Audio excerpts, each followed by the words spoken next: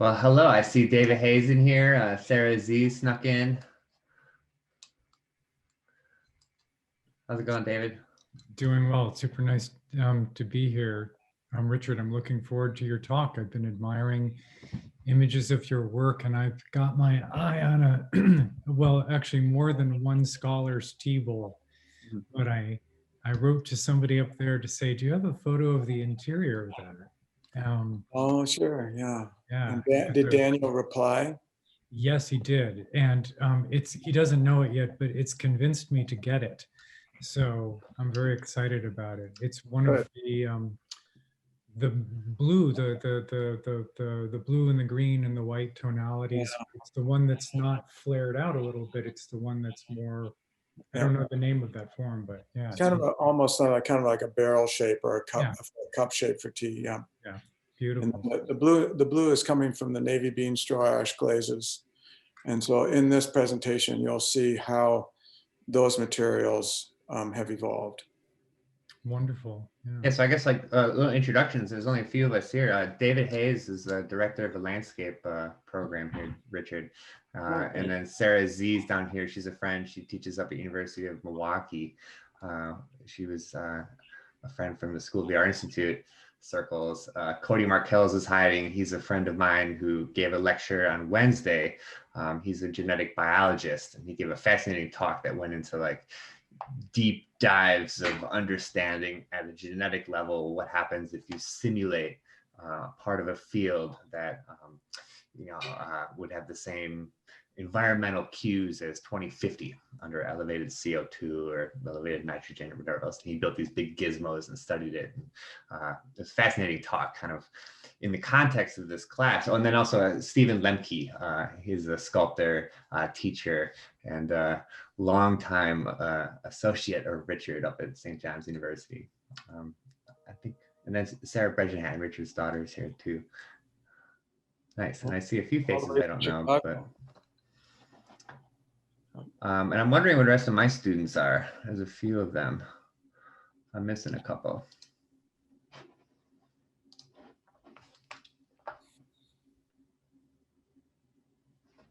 But yeah, to give you guys like a little bit of context of the class, David sort of knows, but I guess Stephen and Sarah, and maybe just to kind of clue Richard in, even though we've talked about this a little bit, we're doing a vertical design studio, which is kind of at heart re-envisioning the Morrow plots, which is the longest experimental plot, and it's kind of celebrated on campus and in deference to the library, tucked under it and all this. But basically, the student's task is to design their own experimental landscape, but under the aegis of an experiment, right? So they have to kind of test it, and they have to think critically about what's changing and how the environment changes and how the people change, and kind of play that out over 50 years, 100 years, 1,000 years, however long it might be. And they're kind of developing their own sets, and some of them we're kind of talking about it and trying to figure out, hone in on what their interests are. And some of them, because they're landscape architects, are super wide ranging. They get into, macro scale systems of flows of energy, but also I want them to design a thing, right? Like, I'm going to teach them 3D modeling, and I'm a formalist at heart. And I feel like you have to 3D model an object, right, in order to render it and to look at it. And part of it's my architectural training. And I know landscape architects kind of paint with with a different language, I would say. But it's going to be interesting to see how that collides. And then they're going to have to deliver a story. And so at the bottom line, it's like a narrative about an experiment, right? And then how they come up with that, how they render that, what language they use to render that will be kind of up to them. And Richard, I think, is a storyteller at heart. And I think he has many hats that he wears up at St. John's University, which is up in central Minnesota. For those of you who haven't done a little bit of research on him quite yet, but if you get the chance to go up there, pop in, say hi to Richard. You can take a tour of the Marcel Breuer buildings and beautiful campus set amongst the kind of remnants of the great northern forest before it stops and turns into the Dakotas, right? And just barren prairie flatland. So Richard wears many hats. He's an environmentalist, I think, deep down, but he's a storyteller, and he tells stories with his preferred material, the material he knows best, which is clay. And that's the language. And he kind of works with that in order to encode histories, really old histories, but also to tell current stories and to work with material that people kind of passed right by, that people drove over, and he kind of turns that into something that has resonance and that people can read across centuries, right? So he thinks about time, I think, in all of his work. But from a different point of view of Cody, the scientist, right? And from a different point of view of many of the landscape architects that you're going to be looking at. And in the spirit of this class, where we kind of cast a wide net for inspiration, I thought Richard would be a perfect fit to kind of tell his story. And of course, he's going to touch on kind of this foundational idea for your discipline, but specifically for this design studio, which is kind of time and how we critically examine time and tell stories about time. But yeah, I'll kind of let Richard introduce himself in the context of the talk for sure, and let you take it away, good sir. Great.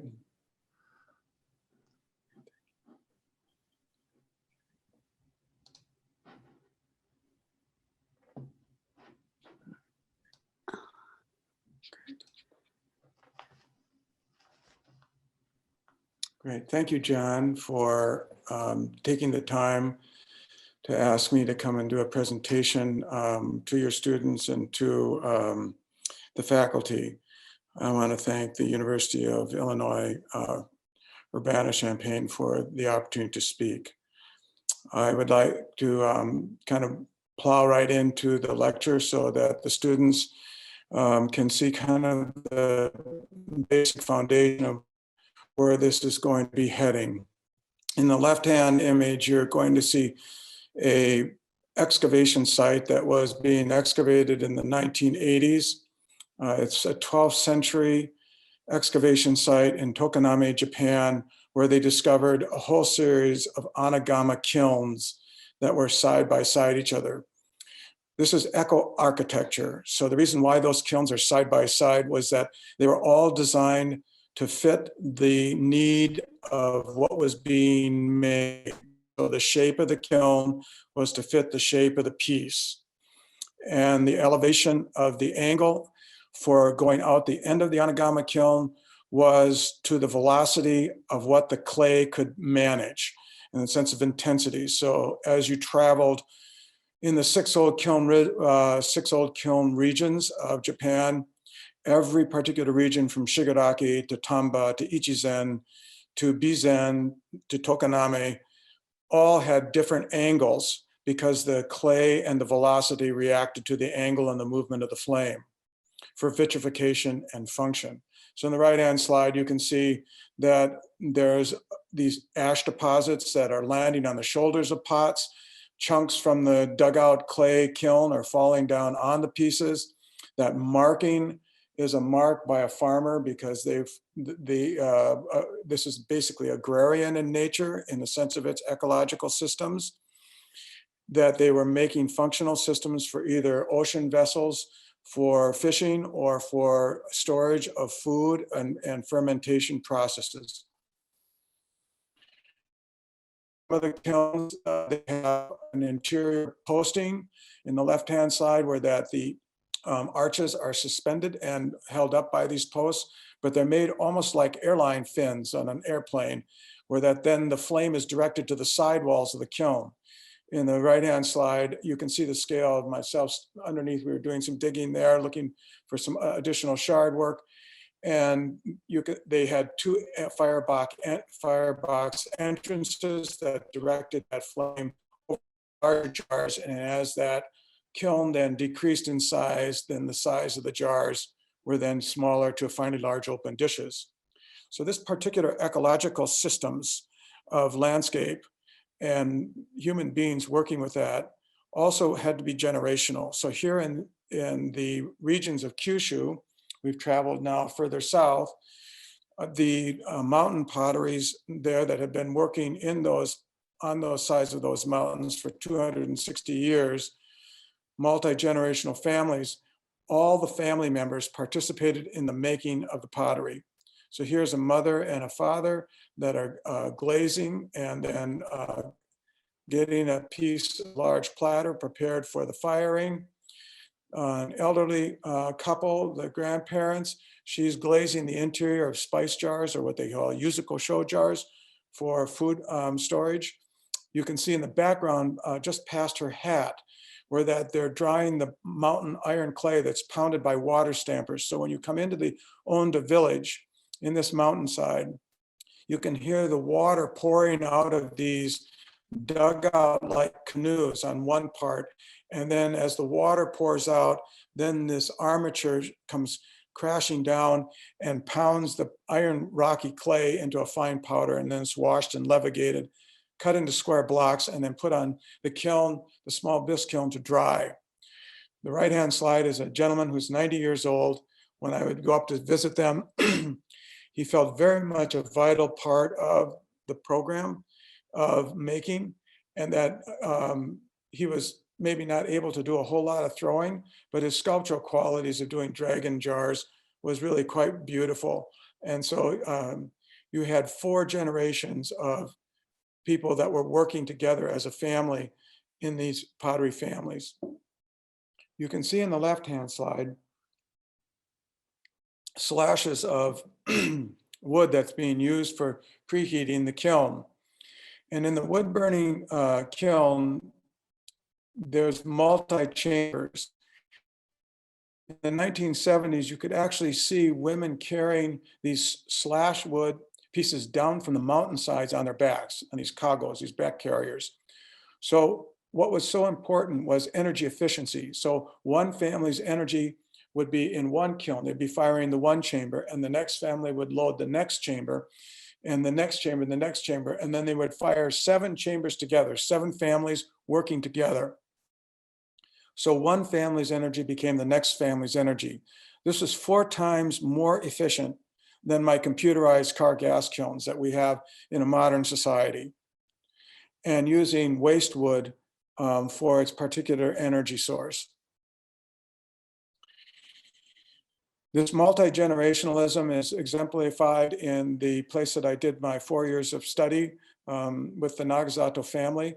They were brought over in 1593 as part of the Hideyoshi Wars in slavery to establish the high temperature Karatsu pottery. So whole villages of potters from Korea were brought over in bondage into Western and Southern Kyushu at that time to develop high temperature stoneware. They brought the information of the tools, the clay, the firing systems, the glazes, all to that particular region, bringing in the ancient Karatsu ceramics.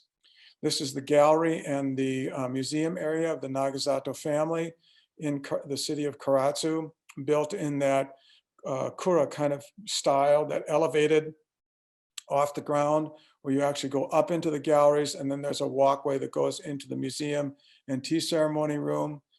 When the pots are coming out of the kiln, they're carried down to the gallery to be looked over, boxes made, and then sold there. In between the gallery and the museum, a little stone boat being escorted by a carpfish across the pond. That type of aesthetic was something very important as guests would walk in, to give them the sense of those spaces when coming to see the Nagasato's work. In the left and right hand images are Nagasato Muon the 12th. He was designated the National Living Treasure of Japan in 1976. His son Jusandai had pretty much taken over the pottery, the firstborn son. My teacher was the third born son, and Nagasato Takashi. And here he's still helping with unloading the kiln, and he's in his 80s, still investigating, still working. You can see that in the unloading of a kiln, there are a variety of styles. The Karatsu ceramics is known for its iron painted, very simple feldspathic glazed wood ash glazes, or more kind of the greener celadon glazes, as well as what we call the Chosen Garatsu. All of these glazes are made from their environment using the natural materials. They'll use the straw ashes from the local farmers' fields, the husks that come from the hulling of the rice, rice hulls in burning that for making glazed materials. So all of these parts are coming from a reflection of the environment. So in the nature of cultural regionalism, it's the nature of the material and the clay. So you can go into a museum and you can say, oh, that's a karatsu pot, or that is a bizen jar, or that is a Kyoto piece, because it reflects the nature of the natural materials of where the region is using those materials to make and form those shapes of function. So in the left-hand side, the very famous persimmon jar from the Momoyama period, and then the right-hand side from the Nagasato Takashi sake bottle with a straw ash glaze. The nature of making work on a potter's wheel, these are all handmade wooden kick wheels in what we call the Korean karatsu or karatsu style kick wheels. They would be use your feet for kicking the wheel and throwing at the same time. The central hearth, this is a summertime view of the central hearth. Instead of the wintertime having wood in it, it becomes a place for families and apprentices to gather to have a lunch before going back to work. And so as an apprentice for that period of time in Japan, you'd go from one form to the next in your making.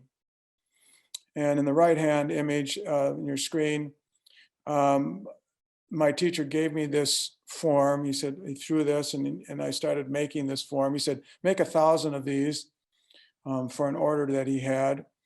And I started making them. And finally, I just turned to him in Japanese and I said to him, what am I making? I have no idea what I'm doing.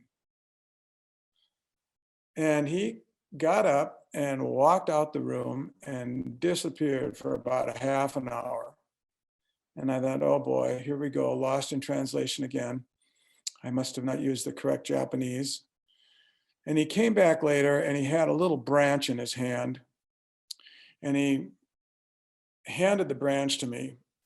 And potters in Japan are known for, their name is called kuchiganai. They have no lips. So in your teaching skill sets, you have teachers that try to instruct you in a form of a language.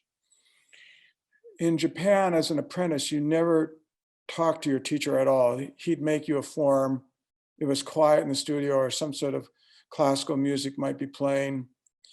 And you had to learn this next step by sight and by sound and by touch.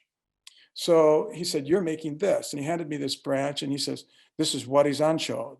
This is one of the 7 sacred spices brought by Buddhist monks via China, via Korea.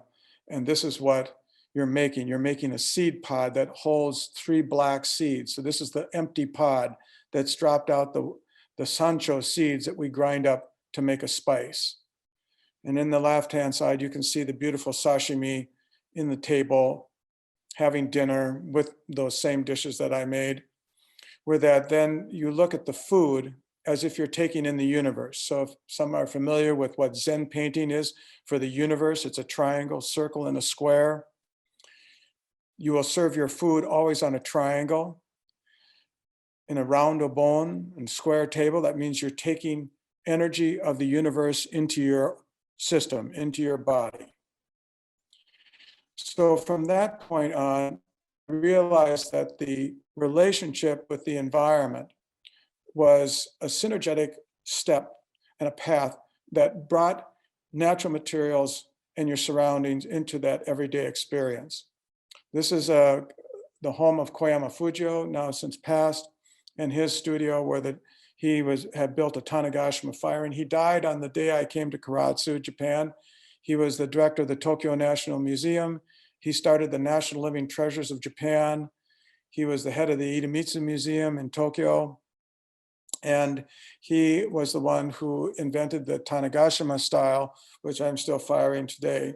This particular architectural structure in this landscape is by Kenzo Tange, and Kenzo Tange and Marcel Breuer of the Bauhaus Architecture School. Both were there before the Nazis closed it down in 1932. And Kenzo Tange and Breuer were very, very dear friends. This is the kiln shed going into the kiln, and this is what we call a teppo gama, long gun-shaped kiln. And it's already been preheated for 3 days. We fired this kiln for 9 days. stoking 24 hours a day.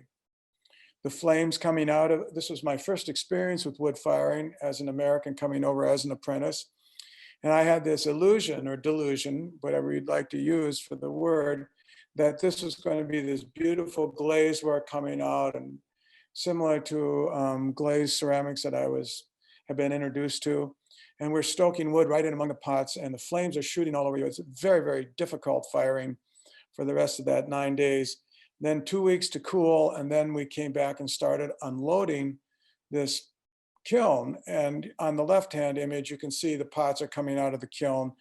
They don't have any glaze on them. And I kept wondering, what is the big deal about this stuff? I could not figure out why they were so excited about this. And then when we started washing these pieces up, then you saw that the natural flow patterns of the flame narrative, or the natural ashes, created these wonderful landscapes. This is a water jar by Koyama Fuji on the right-hand side, and a tea bowl in the left-hand image. And the base of that foot is from a fumed glaze comes from coral and seashells from the ocean. So these natural materials using the environment of the flame to create these surfaces. I realized then that my colleagues, or my teachers, from Peter Vokas to Mason and Rothman and De Stabler, were all looking for, in the 50s and the 60s, 1950s and 1960s and into the 70s, ways of creating natural surfaces to ceramics and using spraying on really toxic chemical oxides and everything to try and create these natural earthen surfaces. And here it was happening naturally in an organic flow pattern that I'd never seen before. That whole rhythm and pattern was part of every step of the live system that I was exposed to. So even with the traditional Japanese carpenters who were building my teacher's home, these were the temple carpenters from Japan, from Fukuoka. The joints, when they built his home, there was not a single nail in the whole structure. So here's a male and female joint being carved as the carpenters. They had no electric tools at all in the construction process. They'd be up at 5 o'clock in the morning, down at the stream below the studio, with 4 or 5 different sharpening stones, sharpening their chisels, sharpening their planer knives, sharpening their saws, so that they could make these very sophisticated joint systems that could withstand earthquakes, that they guaranteed would be standing for 140 years. That was the minimum standard they looked at in building structures.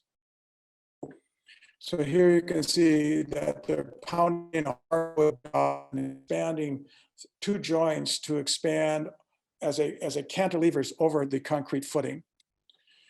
There's a spirit tree in a house. When you create with the temple carpenters, there's called the Hashida, a spirit tree. This tree was the center of the house, and where all the beams kind of were jointed into it. There was 12 complex joint systems that were in that one post, all carved and ready to go. They assembled this house in 10 days. They had made all the joints, and the majority of the joints and everything for building this house, and put it together almost like you'd put together some Tinker Toys or Legos or whatever kind of structure on a sophisticated level that was just mind-boggling. There was an elderly gentleman in here who made beautiful copper shingles by hand for the veranda, for the overhangs over a veranda. At that moment in time, I had realized that I'd been tricked, that all my education up until then was completely abstract, that what my teachers were giving me was this distant knowledge of abstract understanding of creativity. I could not connect the beautiful Muchi painting from the 12th century of the 6 persimmons that is one of the national treasures of Daitokuji Temple in Kyoto, to the simple persimmon flower that lay on the rock. I realized I had to go back and understand how I was going to take the hearth that I spent 3.5 years around, watching the wood smoke, smoking the fishes and the meats that were hanging from straw ropes in the left-hand image, how the smoke cured the basketry above the Idori top platform and welcoming our guests in for tea each day. How was I going to translate that functional welcoming of the hearth to the Marcel Breuer Abbey Church that was designed and built in the 1960s for this Benedictine monastery and abbey? So one of the things that I will read for you is a piece of poetry that I have at my potter's wheel each day. You cannot express unless you have a system of expression.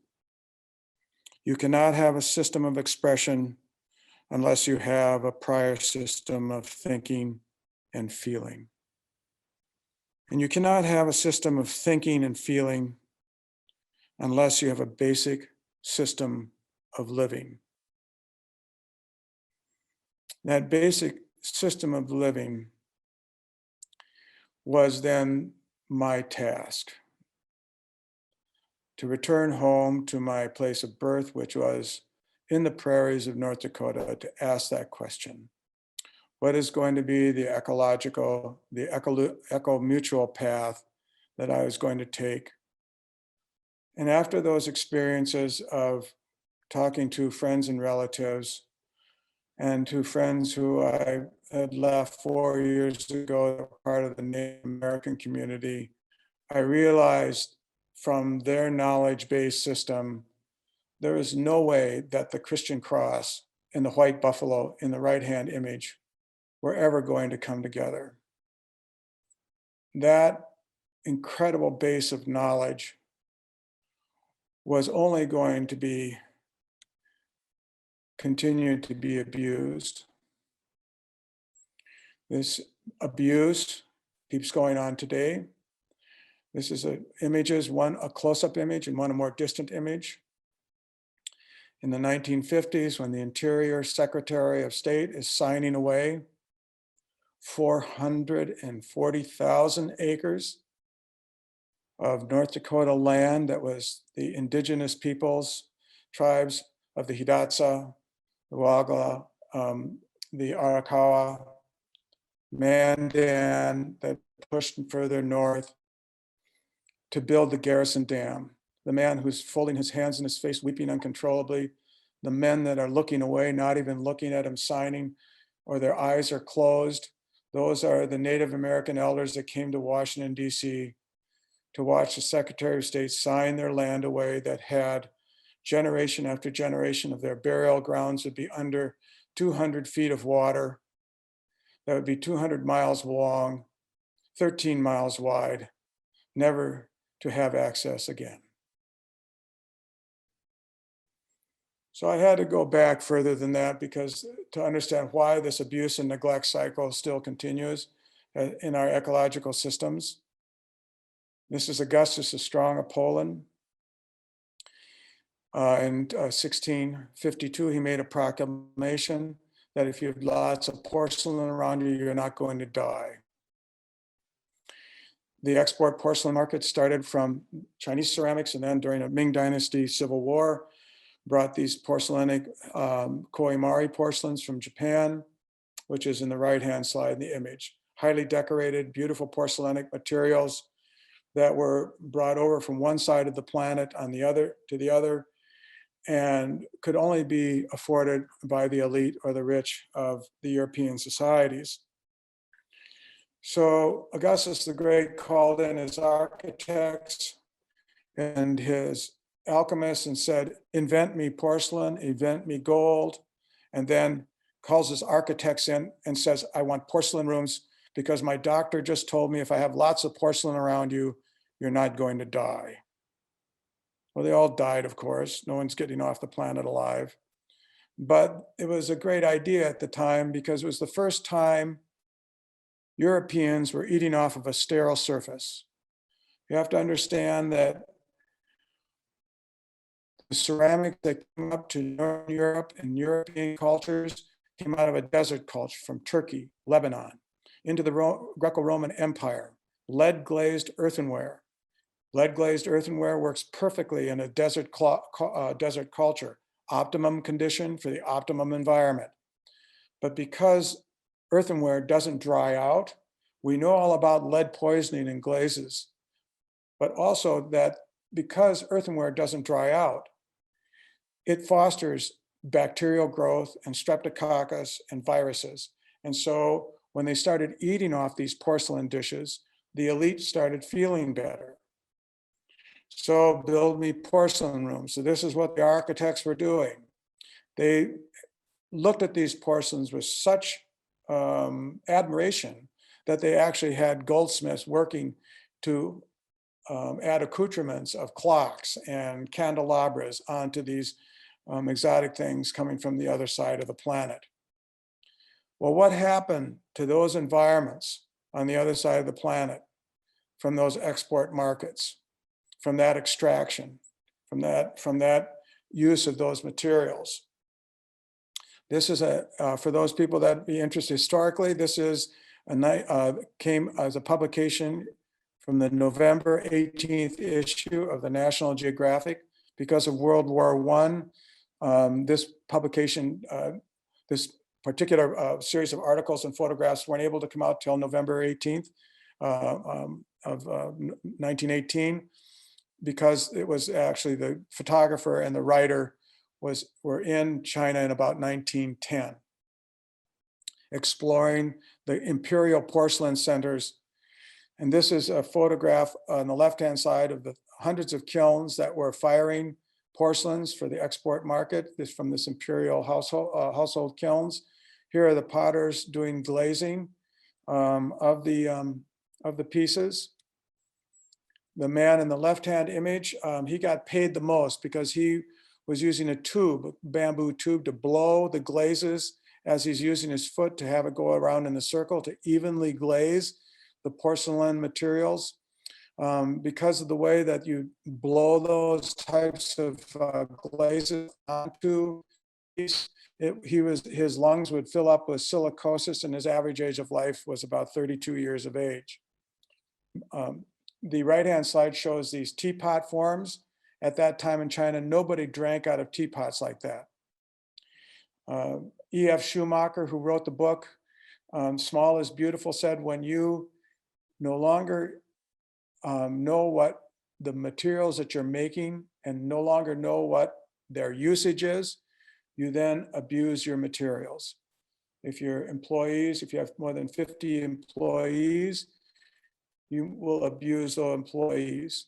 You lose the familial structure. So many of the pieces that were sent for the export porcelains, the particular people making them never used them.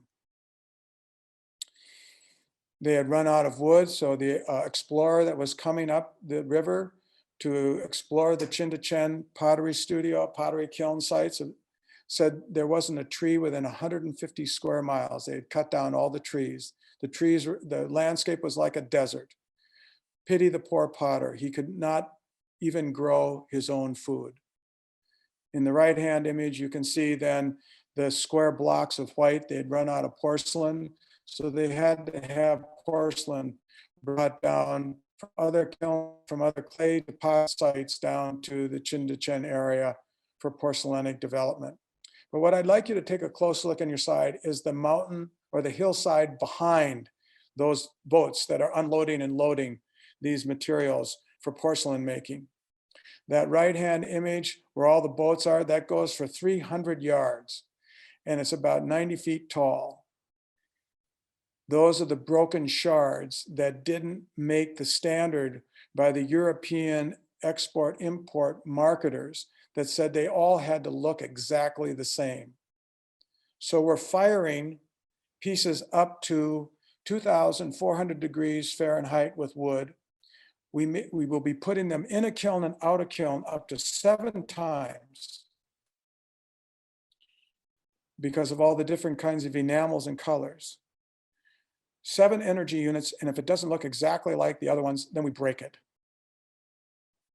At the bottom of that 90-foot hillside is called guanware, this beautiful crackled glaze. And the reason why that was so sought after was that this was a single energy unit firing system. They made the piece on the potter's wheel, they dipped it in glaze, and the everyday use of it developed the staining of the crackle on the glazes. So these pieces were so coveted and so loved that even if they had a chip that was broken on the neck of the bottle, they would make these beautiful silver extension pieces so that they could still be used. In the right-hand photograph is a Kohler sink. They made Kohler toilets and Kohler sinks with a random crackle pattern. So when we were taking a tour of the Kohler industry in Kohler, Wisconsin, just north of you, where you may be at school, the tour guide said how wonderful it was that they could take a Pentium chip computer and make a random crackle pattern like the early Sung Dynasty blue and white porcelains, the guanware, and we'd fire it 3 times in a kiln to get this wonderful effect. So they're firing that sink and that toilet in the sink 3 times, 3 energy units, to emulate the 1 energy unit of the early ceramics. I highly doubt that this is called progress. So the decision from the studio at St. John's was to only use the natural materials in the area in all of our making. In Minnesota, our finest clay deposits get mixed into Class 5 gravel to make for shouldering and road construction, and Class 2 gravel as well. They need clay deposits to be mixed into gravel so you can compact your roads, so you can put your asphalt and your concrete on them. This is what was going to be happening to this particular deposit. It was in a road in Collegeville Township that was, the contractor didn't do his job and dig out the clay deposit out of the road. He just covered it up with some Class 5 gravel, and the cars would slide off in the winter or in the spring thaw cycles because the road was too slippery. So I went to them in 1979 and I said, I'll take the clay deposit, and if you'd want to give it to me, and we'll bring in a heavy moving company and dig the clay deposit out and preserve your road. They said, when can you start? So in 1979, I went to Father Michael Blecker, the president of St. John's at that time, who had invited me to be artist in residence of the university and to develop this indigenous development of working only with natural materials and reuse systems without doing extreme extraction. And so I went to Father Michael and I said, I'd like to dig enough clay to last 300 years in pottery making at St. John's, looking 7 generations ahead. But I need to balance my budget. And Michael turned to me in his office chair and he says, well, Richard, he said, in 1,500 years of Benedictine monastic history, 300 years is not all that long. I trust what you're doing. For the faculty at different universities that may be listening, what chairman of an art department would be able to go to the provost of any university and say, I'd like to dig 300 years of pottery for my university for the idea of making before they contaminate it and throw it away? The provost will look at you and say, how long do you think tenure is going to last?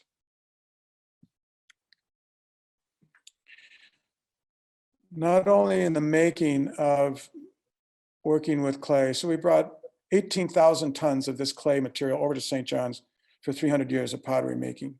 It was 275 13-yard dump truck loads and hauled for 3.5 days until one of the land managers, Father Jim Tingerthal, said to me, say, Richard, how long do you plan on living? Which was the signal for me to kind of don't dig any more clay.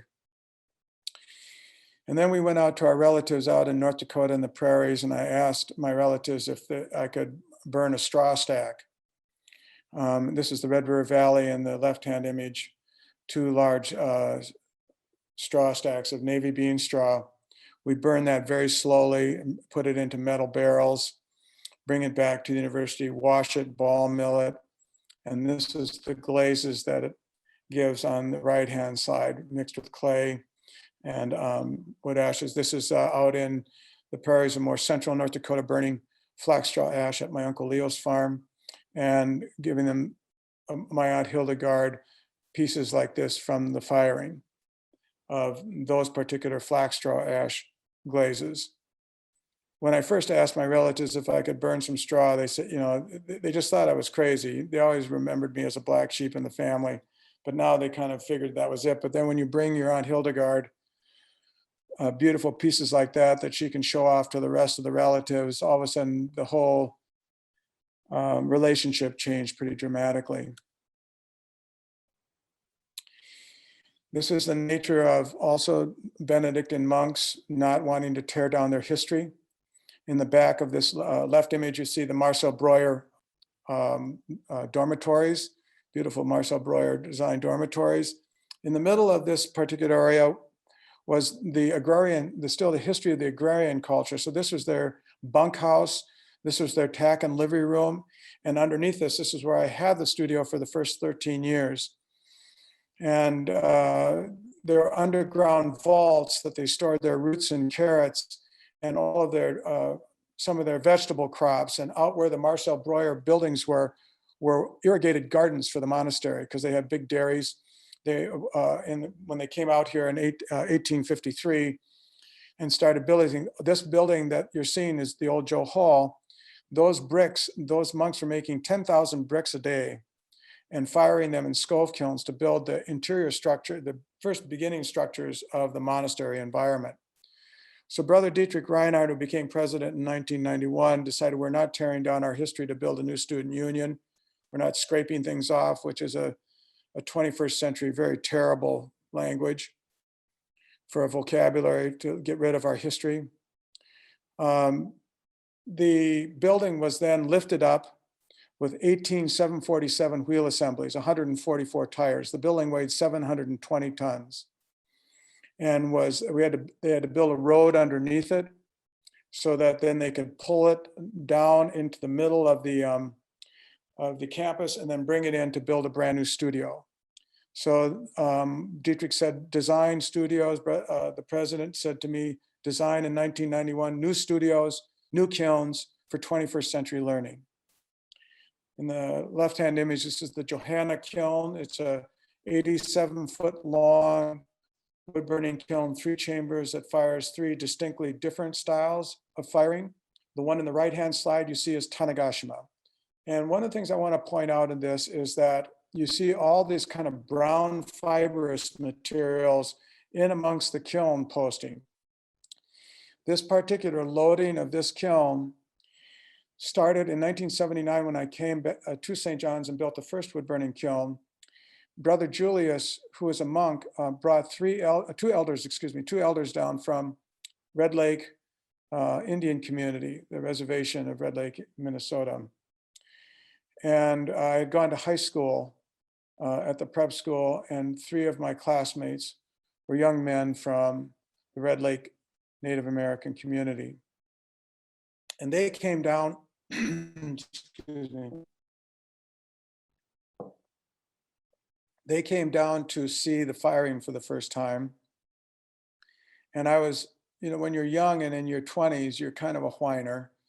And so I was kind of complaining about the fact that I had not found materials I was looking for natural materials, for loading and firing. And I was having to wad everything and talking about how I couldn't get the flame narrative like I wanted to. And I talked to them about on Tanegashima Island, how they used rice hulls on the kiln shelves. And when one of the elders it was 5 o'clock in the evening when they decided it was time to go to the mass at the Abbey Church with Brother Julius. I was holding the car door for one of the elders, and he says to me, looked at me and he says, "What about wild rice hulls? My nation gifts this to you. My nation gifts this to you." So I called up a place by Brainerd, Minnesota, at Deerwood, Minnesota, called Deerwood Rice and Grain, and they did wild rice hulling. And I talked to Travis's mom and dad and asked, do you have any wild rice hulls that I could buy? And they said, how many semi-loads do you want? And I go, what? He says, we have to push actually bulldozers of this material up into piles into the swamps. And I said, I'll be up tomorrow just to take a look. So you get in my old van, drove up there, and a beautiful family, and they've been doing hulling of wild rice for now they're in their third generation. And the beautiful wild rice hulls would be blown out into a pile, and they would just push it into the back area where there was a low-lying wetland, beautiful wetland area. So I took the wild rice hulls, and this is how we stack. So you can see the pottery is stacked one piece on top of another. There's a 4-foot stretch plate, 5-foot stretch plates, fired upside down on cups, wild rice hulls, separating those. Wild rice hulls don't melt till 2,320 degrees Fahrenheit. It's a natural refractory. At the lighting of the Johanna kiln, this is the last, the Johanna kiln was named after my teacher, Sister Johanna Becker, the great Asian art historian. This is the last lighting ceremony that she was at. She was able to light all of the first 10 firings of the Johanna kiln, and then passed away before we were able to, before we could do the next firing. But a great teacher. We have a lighting ceremony. We have 300 to 400 people come, and then we serve them dinner. The team of people that have helped so much in the past, there's over 45 people that come to help with this firing. It takes 2.5 months to load, 10 days to fire, with 45 people, 5 cooks. My wife Colette works extremely hard on getting meals for and recipes and food for everybody, because sometimes we'll have 90 people for dinner, sometimes 300 people for dinner, who are coming here to see the firing. The nature of the firing is that we fire then over that 10-day period, the last 4.5 days of firing the Tanegashima chamber.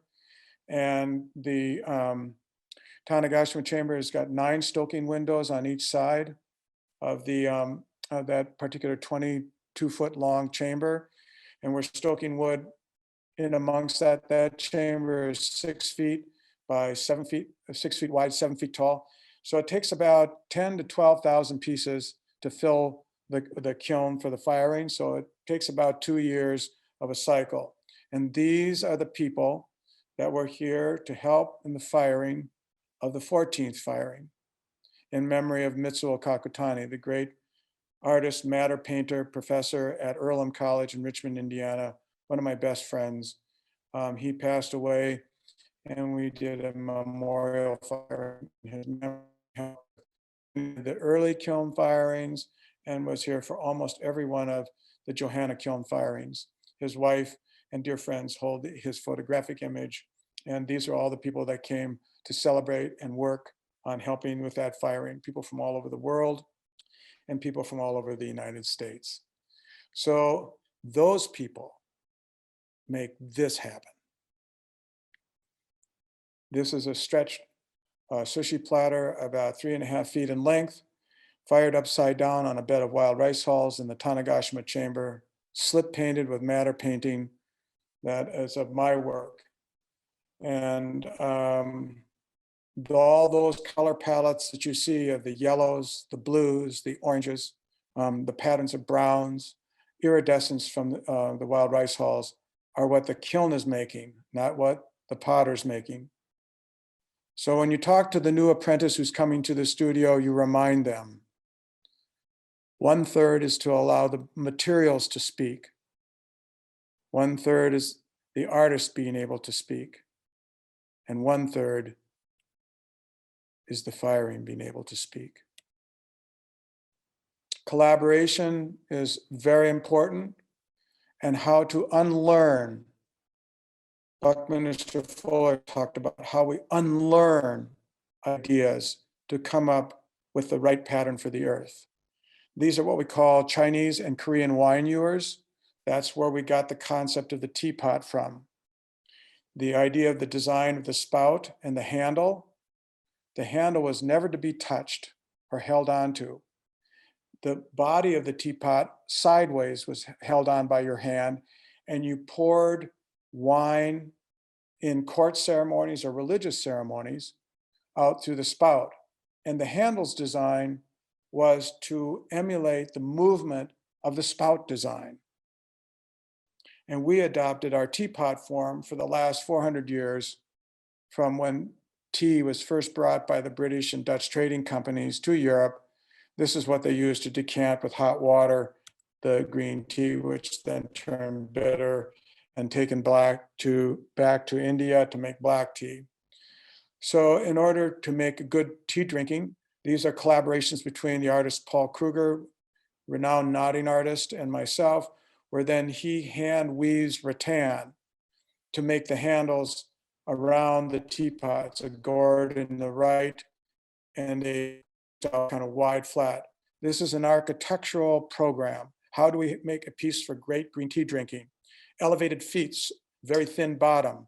The pot is fired upside down in the firing, so that because the base is very thin and wide, so the teapot will cool off and not make the leaves bitter. A downward pouring spout so it doesn't drip. You have a handmade clay screen on the interior. The lid is a round spherical form. Buckminster Fuller talks about the sphere being the strongest. How do we keep from planned obsolescence? So a rattan handle is not going to be as fragile, because any teapot with a side handle is planned obsolescence. That type of engineering structure is made to be broken at some point in time. With all these different points of departure from this rattan and the rattan whippings that hold this together, it makes for a very indestructible piece.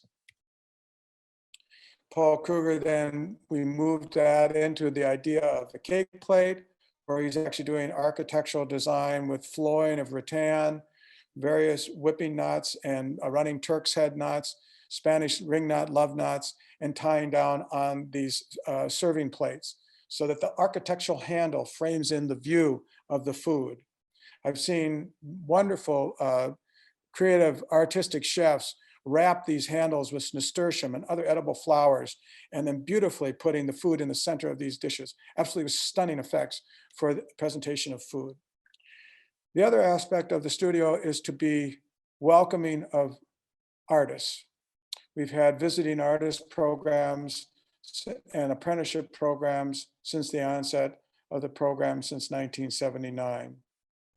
One of my dear friends, Koya Ryoji, who was instrumental in my growth in Japan, and then would come to St. John's numerous times to make pieces to be sent back to Japan. He began his work in dealing with the Holocaust of nuclear weapons. He grew up during World War II. He saw the devastation of the nuclear Holocaust of Hiroshima and Nagasaki. These are testimonials to where he would melt the clocks at the temperature of the nuclear weapon going off at a certain distance. He would melt sewing machines at temperatures on top of these systems to show you the devastation of these particular time periods. He made beautiful work. Koya Ryoji, my dear friend, died on August 6th of this last year in 2020 from on the 75th anniversary of the atomic bombing of Hiroshima from COVID. Other artists who are taking waste material. Here in the right-hand side, you see cardboard boxes of different thrown out cardboard boxes, hand cut and layered upon layered. And then when you turn that piece, where you're looking it on visually, you can see right through that bodhisattva of healing, how we look at the waste material of a society. How do we create a healing material of society? Kondo-san, whose family was over 10 generations of porcelain makers, similar to the very fine porcelains that you see at Arita Koimari's Chinese porcelains, highly painted. During the Fukushima meltdown of those core reactors in Japan, during the Fukushima tsunamis and the floods that inundated those communities. in homage to those people who died, he did a body cast of himself and then used the waste cobalt material that was in the garbage from the recycling of the waste cobalt, and then painted that body and then used silver nitrate to fire the beads to look like the sweat of people dying of nuclear poisoning. A powerful piece of contemporary environmental art.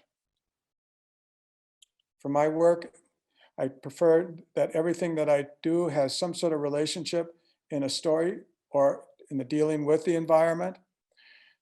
Here is a series of platter pieces of the prophetic messenger that I started working on in the late 1980s. The horse coming down on beams of golden light through an archway. In 2017, I was commissioned to do the first sculpture of the John Hazlitt Garden. And what I decided was I was going to take the prophetic messenger into a new dimension. That I would look at what does it mean in the 21st century to be an ecological artist, an ecological maker.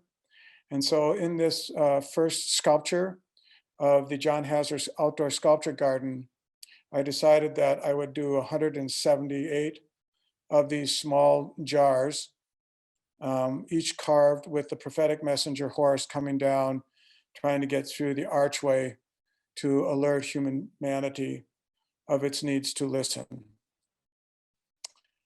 And inside those jars, in the left-hand image, is the seeds of the three sisters: corn, beans, squash, and pumpkin.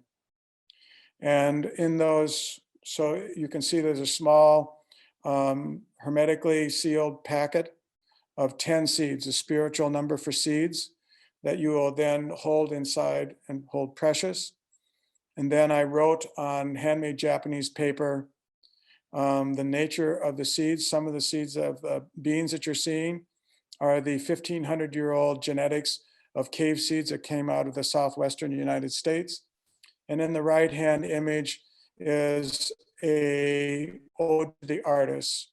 So after the death of John Prine from COVID in April of this last year, and John was a friend of mine, and I'd met him, and I had deeply attached, and I felt so overwhelmed with emotion when it came out on the BBC, you know, in the late at night. And I called John McCutcheon, my friend in Atlanta, and I said, God, John just died.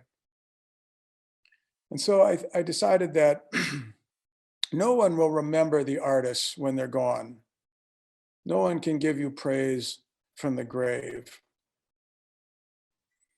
So I decided I would write a couple paragraphs about each of the artists who are my heroes, who I deeply admire, who have such positive energy for this world. And I would wrap not only those seeds and the information in that around that packet, but the artist and his or her name and what that artist, his or her, mean to me and their history. Small little paragraph. So, and then these seed systems are then sealed with cork and the champagne corks. And then my wife has, Colette has these beautiful bees, and the beeswax would melt, and I would dip the corks in the beeswax to seal them. And then those little caps, another ceramic cap would go on the top, and then that's sealed. And then I would pack anywhere from 14 to 16 of these seed pods inside larger jars that were packed with wild rice hulls all the way around them to mitigate movement of air circulation in and around the seeds, and then a lid over the top of that and sealed. And then along with that, we did a scroll 28 feet long of the Rule of Saint Benedict and another ceramic tube that's going to go inside a spiritual container, a kura. So for landscape architects, especially for the students that I'm speaking to that are going into architecture and landscape architecture, all of a sudden you get a commission to be the first sculptor to make a piece for the John Hassler Sculpture Garden. And you're walking around these sites, and what are they? Here on the left, I was able as a high school student to listen to Marcel Breuer speak about what space meant, what it was like to build spaces, and what it was like to have to leave and escape the Nazis as a Polish Jew to come to a different country. He had built 13 buildings by that time on St. John's campus and was designing more. And the Marcel Breuer Library, one of the students in this, when he was giving these really wonderfully personal talks, said, "Mr. Breuer, what's your favorite building of all that you do?" And I'm sure that, you know, architectural teachers and architects and everything have heard, "What's your favorite pot?" or "What's your favorite work of art?" And Marcel said, "My favorite architectural work that I've done is this library right here." And I remember that. So when I received the commission to have the first piece of sculpture to be put next to Marcel Breuer's building, it was this great weight that came out and rested on my shoulders. Here was this hero of mine who I was going to have a sculpture next to, and how was I going to treat that hero? So the slab that you're seeing is being lowered by the 60-foot crane. This site had a lot of problems. You couldn't bring the heavy tonnage of granite in. This slab of granite came off the library where that walkway was cut into the Alcuin Library to build the Learning Commons, which is then across the little parkway from the science building.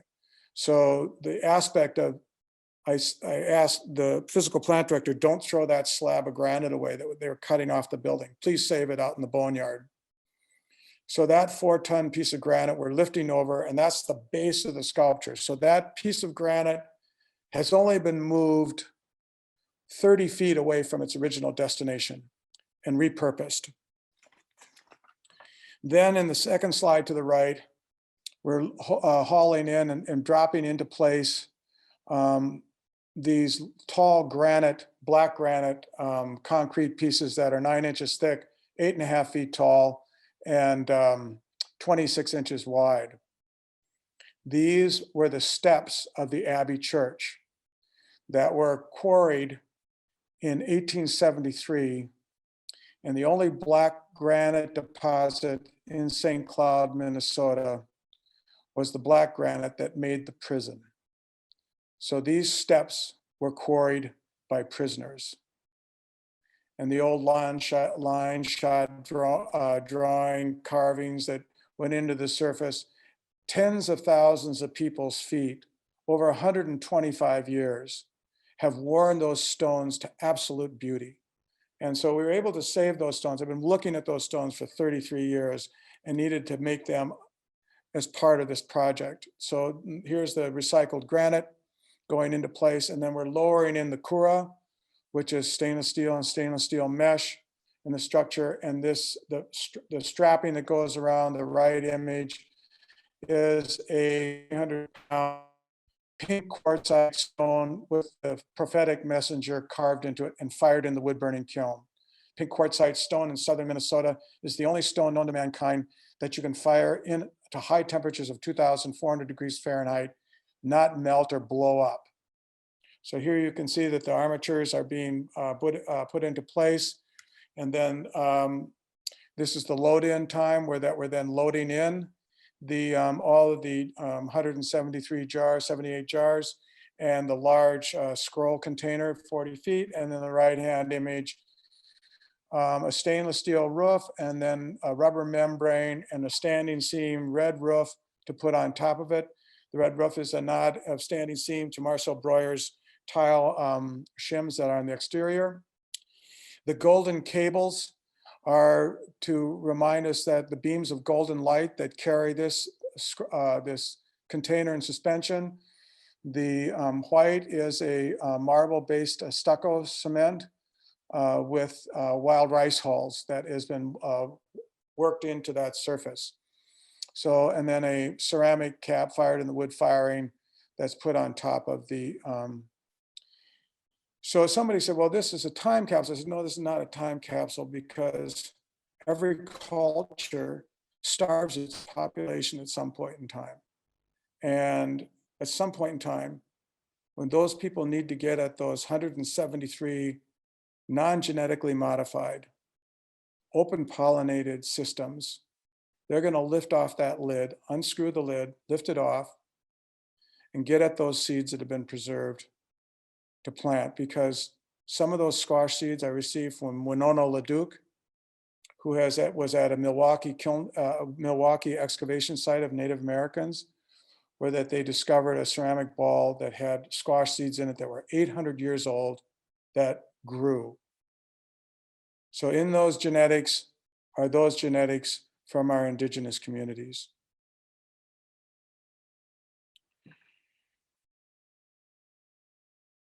Where do our teachers come from? Oftentimes, they may not be in the universities. When we had the first firing of the Johanna kiln in 1995, a gentleman gave me these, I came in and bought 2 swirl cups from the Tanagashima chamber. He said, I'm going to send these to my son for Christmas. I said, okay. Mailed them to his son for Christmas. Christmas time, a young gentleman comes in my studio, tall, long hair, and said, my father sent me 2 cups all the way to Texas, and I want to talk to you. I said, sure, come on, let's have some tea. And he says, I'd like to see all of your information on how you fire your kilns. I said, sure, okay. So we pulled out all of the information of when we put, when we're firing the kilns, and I showed him, these charts. He says, can I see your kiln? And I said, sure. So we walked down to the kiln shed, took a look at the kiln, and I told him, here's how we fired. And he says, where do you put the water in the kiln? And I said, well, the water goes in at high temperatures underneath the grate at 2,300 degrees to create these hydrogen oxygen clouds that go through these membranes of charcoal at 2,200 degrees to create new atmospheric environments. He says, okay. So we come back and we're having tea, and he's sitting across the table, and he looks at me and says, you're doing the same thing I'm doing. And I said, really? I said, you're a potter from Texas? And he says, no. He says, I'm an astrophysicist, and my research is in the Orion nebulas. My name is Luke Keller. And if there's anything that you'll remember about this lecture, is that Luke designs infrared telescopes. He teaches astronomy in Ithaca, New York, and designs infrared telescopes at Cornell. He's the data processor for the SOFIA project, which gets on a 747 and goes and flies up at nighttime at 42,000 feet. And they open up a garage door, like 12 by 12 foot door. And this broadband telescope goes out in the nighttime sky, and they're able to see things that the Hubble and the Spitzer infrared telescopes can't see. And he said, what you're doing in your kiln is the same thing I'm doing, and my PhD research is in the Orion nebulas. And when you get older in life, those gray cells up in here, up on the top of your head, get stiff sometimes. And you say, boy, okay, I'm going to try and go with this. So the little gray cells are not working real good today, but we're going to listen. And so he says, no, he said, what you're doing is the same thing I'm doing, is that it's 10 to the power of 19. That is the gravitational force that holds all of the molecular life on planet Earth together. And it's 10 to, and so I'm going to send you slides from our research projects and NASA and those kinds of things to show you what happens with hydrogen oxygen clouds in creating new forms and new development. He said, what you're doing is at probably at the power of 19 3/4, given the pressure of the firing and its temperature, is you're creating new star formations and new atmospheric clouds, creating patterns that we can only see in 1,500 light years of space, because there's only 100 molecules per every square centimeter out in space. So after Luke sent me these images of looking at these particular movements of the universe, he says it's a macrocosmic world that you're in, that you're also firing in a microcosmic universe. So that is no longer the way I making pottery and firing the kiln. I can no longer look into the kiln at these high temperatures flowing through and see that just objects are being made or functionalism being made.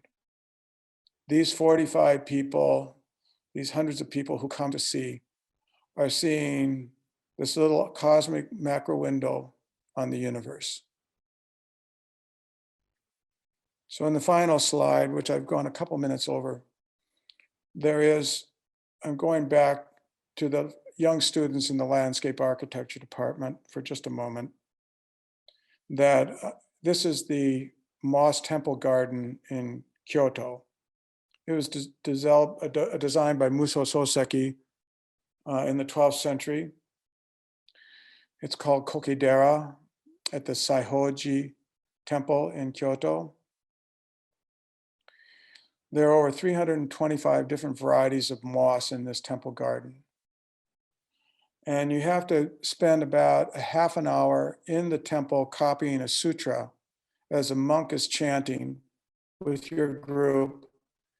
Copy a sutra of prayers that go in the pagoda as a gift from your hand to prepare you to go inside the garden. You're the only ones, that group are the only ones that are in the garden. The gate is open and you walk in. And I can remember walking up and seeing this flotilla of stones in the left-hand side. And I don't know how long I stood there, but I recognized that there was someone who had come up alongside me. And it was the abbot of the monastery. And he said, in broken English, "Do you know why these stones are here?" And I said, "I have no idea why these stones are here." And he said, "These are the 7 stones of the sacred healing plants brought from China by monks. So this flotilla of stone that's going across the pond is to remind us that the earth is a healing place." So you go a little bit further in the garden, and then I walked upon a sunken boat. So if you look on the right-hand side, you can see a sunken rowboat, just the outline of the rowboat between the pine trees. And coming from Minnesota, anybody who left their boat in the lake water for the wintertime was not a good lake owner, or he wasn't a good keeper of his boats. Everyone has to take their dock out in the fall and get their boats put into storage and everything. And here is this boat that's just left in this beautiful garden, sunken. And I said, why in God's world would someone leave a boat in such a beautiful garden? And then it came to me that when you are in paradise, you no longer have to wander. When you're in paradise, you can let your boat be at rest. Thank you.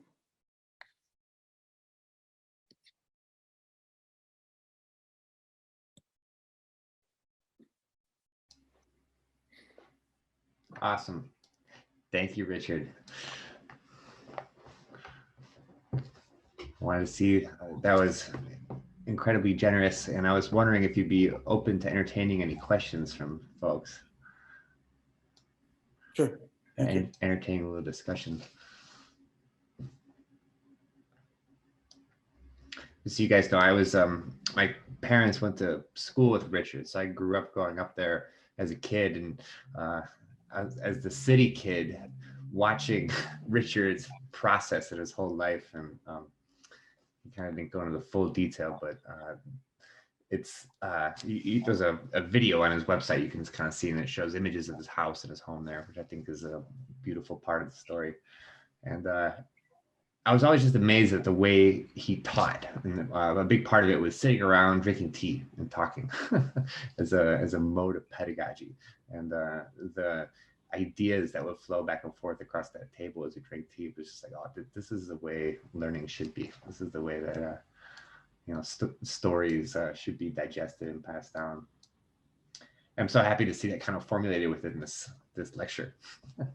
It's kind of solidifies a lot of these narratives we were tossing around. But I'm curious, does anyone have any thoughts?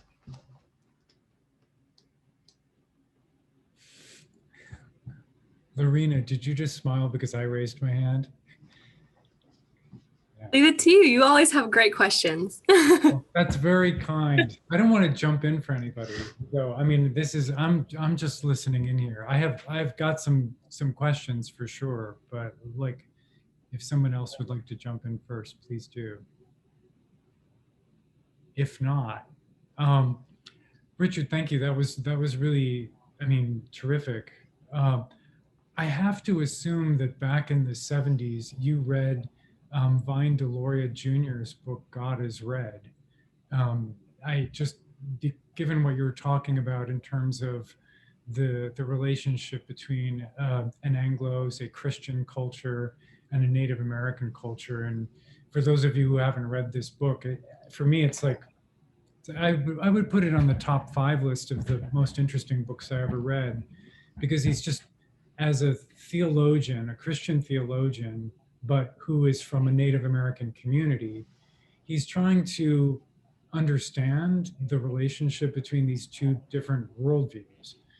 And one of those is, his summary is that the Native American way of thinking about people in place is a vertical relationship. So it's temporal, it's vertical, it's generations in place.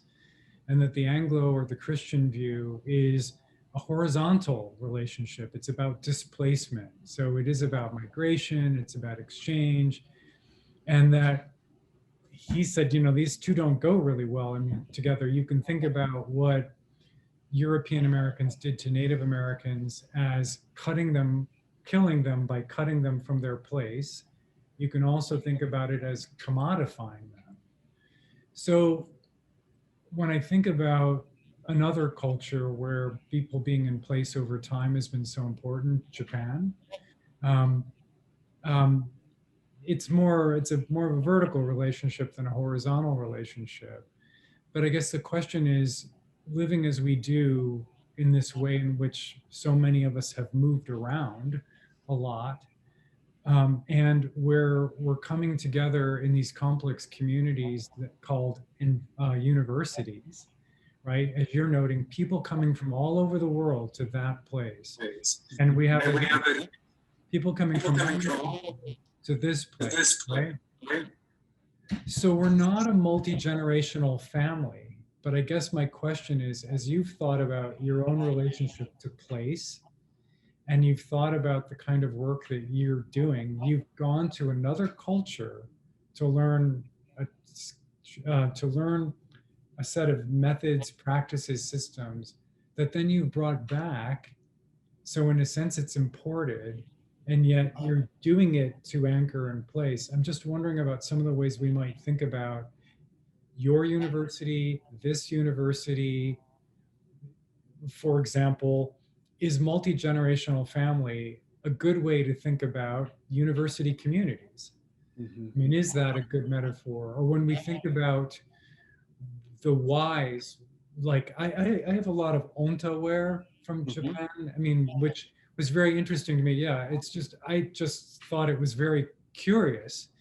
And in learning about the small number of families there, and that was how I was first learning about the kind of, wow, this is incredibly specific and sustained, but it is about people being in place, and when it's over, right? If it doesn't continue, but we're not that. And like, our university isn't here because there's a deep source of water, there's no belly button, there's no umbilicus.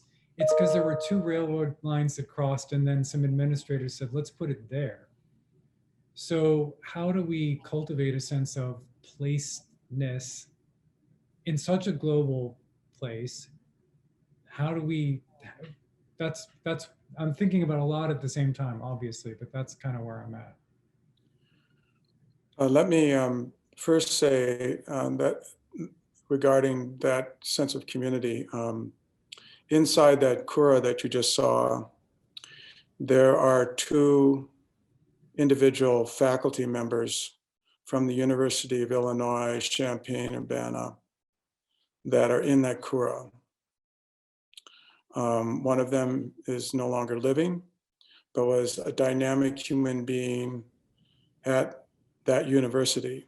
And he brought a generational transformation that attracted young people to come there.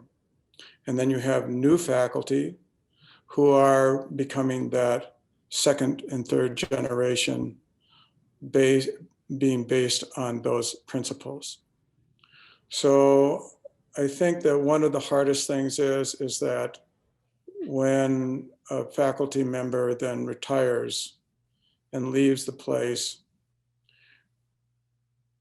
the department chair or the provost is only interested in making sure the office is cleaned out enough so that the gentleman can, or the new faculty person can occupy it.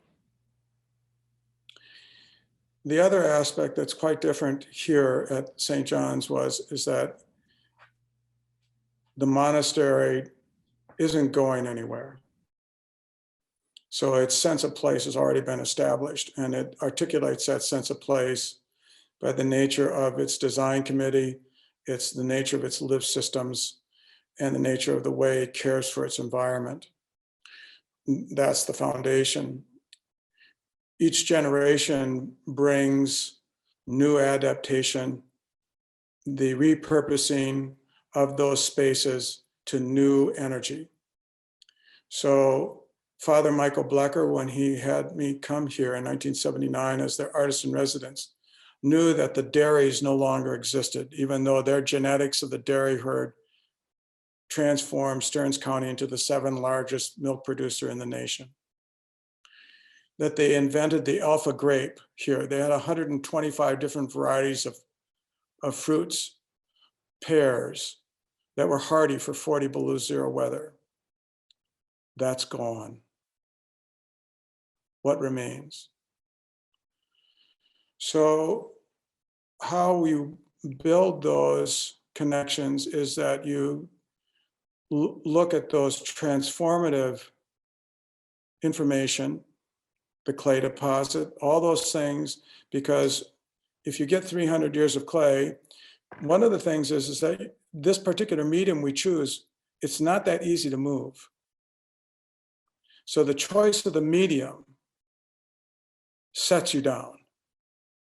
A photographer, as that medium, may have a little bit more fluid in transportation and movement and awareness. But even Andre Cortez, the great black and white photographer from New York City, took hundreds and hundreds of photographs out his window every day throughout the course of his life in New York City to capture these particular types of images. So I think that it's particularly a university's mission that can foster generational transformation. If it goes into the line item business, or they want to give their football coach $4 or $5 more million than the art professor or the architecture professor, that's a poor way of running an educational system. It's not transformative. So because the monastery had a history with indigenous communities, the first Oglala dictionary and the Chippewa dictionary of translation from the language to English was done by Father Cloud here at St. John. So there was this deep understanding that the monastery knew that they were living on sacred environments, and their missions, may have had some challenges in their early history with the idea of educating in not a European manner. But there were other monks who understood this incredible knowledge base that the indigenous communities could provide. And that's changing. If you've read Braiding Sweetgrass, a recent publication, that those are becoming much better accepted. Robin Kimmerer's work there, I mean, Braiding Sweetgrass actually became kind of a sensation on this campus. And so I'm hoping to be able to bring her this fall. She's a remarkable person.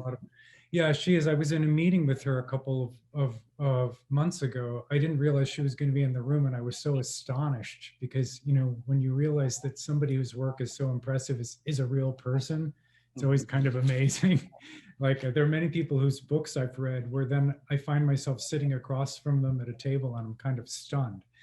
I guess maybe a follow-up remark that's thinking about the project that John has assigned to the students is that when we think about where we are in a material sense, like what is the soil here? There's so much attention at this university to that, but it has almost entirely been a function, as one imagines for public universities, of potential for agricultural production, so that the Morrow plots is the longest continuously used site of agricultural research in the United States. But when we also think about this place relative to people who have lived here for thousands of years, there was a Native American mascot at this university for a very long time that's since been abandoned. And that's right, because it was a bizarre Anglo fantasy of something. I don't know what. But when we do our land acknowledgement statements now, and when we are at events with people from other universities and we do them, we stand out for a very unusual reason. Most places have one or two Native American tribes, nations that they're recognizing. Our list has 13. Mm-hmm. And the reason why it's 13 is because this wasn't a place where tribes settled. It was a wetland and a woodland. It was a shared resource through which many tribes passed over time. Mm-hmm. So I just, in a sense, when I moved here and I kept saying, why, where is this? I kept looking for that belly button and kept looking for that. And I kept imagining if we just drill a hole down to the aquifer and make a lake there, then everything will feel centered. But I came to realize that there's an incredible energy here. It's powerful like Cambridge, Massachusetts energy, but it's predicated on something really different. And it seems like somehow the ways in which people have used this for thousands of years have tapped into that. But the way to sense its significance is definitely not the STEM field.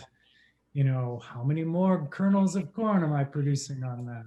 So I think that's a lot. So yeah. I think that gets an interesting point, David, because I've thought about this, I guess, my relation to City Kid to Richard's practice, right? And my understanding of the world is one that the rug gets pulled out from you quick and you have to adapt, right? And I think that's the reality for most young people and our students, is that you guys are going to learn a lot and you're going to be making a lot of moves throughout life, the different cities, the different disciplines, the different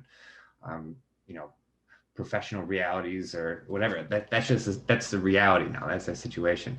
But I think that there's kind of a refocusing on deeper currents that allow people to look at a practice like Richard's, right, and then bring that into their reality without having to be like one lives here and another lives here. I live in this reality and I look at art practices or I look at indigenous histories that I can't interface with, right? I think that kind of barriers gets broken down more and more. And yeah, I think that's kind of the task of students these days, is not to kind of feel isolated from these two kind of parallel realities, I guess. But I love that kind of acknowledgement that there is no there in Urbana. It's a shared there, right?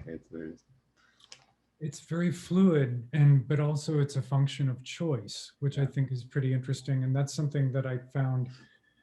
I'm going to say one more thing and then I'm going to stop. It has to do with family relationships, because you're also, talking about these different families and how we understand ourselves to be families.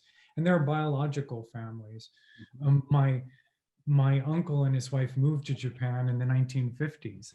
They raised their kids, they weren't Japanese, but they raised their kids speaking Japanese. They spoke Japanese at home. And so one of my cousins is a non-ethnically Japanese citizen who really doesn't like the United States and all. So it's interesting because it was a choice, and there's an integration and a non-integration. There's a way he'll never be integrated with the culture, and yet he's kind of a conservative traditionalist. The other thing I'll say is that part of what really interests me about your work and what I'm seeing is that my grandparents, my mother's parents, actually were from Hancock, about an hour west of you. And so in terms of farm and fluid and soil and all of that, they're there. And so there are things that I come from a family where nobody ever throws anything out. And just above me, in the room above me, is a chest of drawers that belonged to my grandparents' grandparents, my grandmother's grandparents in Hancock, that was made there with wood that's from there. And I'm looking forward to seeing the relationship between one of your scholar tea bowls to that piece of furniture. And I have a feeling they're going to resonate in a really interesting way. So anyhow, thank you. I'll mute myself. Great. One of the things I do want to mention for the students is that if they come up into this region, and because we have Google Maps and we have all this way to see the planet from a satellite. So we're kind of sky people, just like that Avedon movie. We're just, we can't go anywhere without Google Maps. We get lost.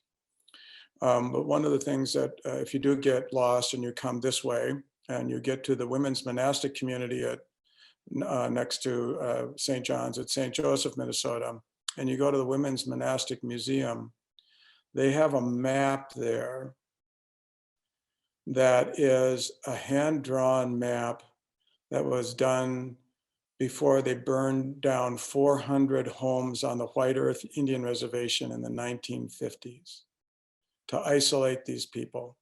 But they had these maps where that there were 80 different tribes that would have a circular fluid access to a certain lake in central Minnesota. And these pathways were no violent zones. If you were one tribe was at a discourse with another tribe, if you were going to harvest wild rice, which is as sacred, wild rice is as sacred as Holy Communion is for the Catholic Church. It's a spiritual food. It's not just a food, it's a spiritual food. So from the Menominee Indians of Wisconsin coming all the way to central Minnesota, they had the responsibility to these other kinds of lakes.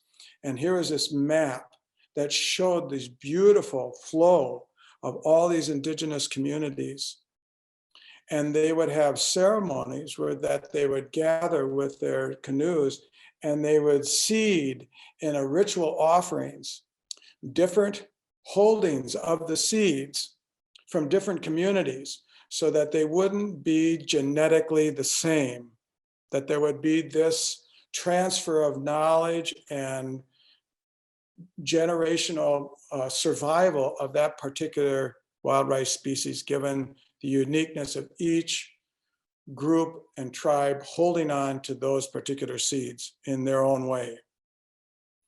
So that, for me, when I saw that map of where I'm now living, and know that right to the west of me, there are wild rice hull beds, or further to the west, that these were the genetics of all those different tribes coming under a nonviolent environment. So it would be good for understanding senses of places and getting rid of the Google Maps when your landscape architecture students are thinking about how we go about creating those spaces. And think about what was the reason why they did that kind of map where that 80 different people got along, 80 different tribes got along.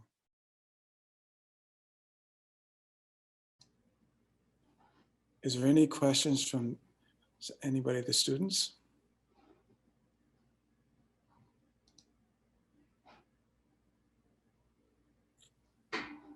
I know they're not shy. We're gonna have some good discussions. Turn your cameras on, please, if you, unless you're in some compromising situation. Yes, because otherwise people are just looking at blank names. So. Thank you. Jonathan, great to see you. Hello. They are there. Arthur, there you are. Hello. Sophia must be coming along here.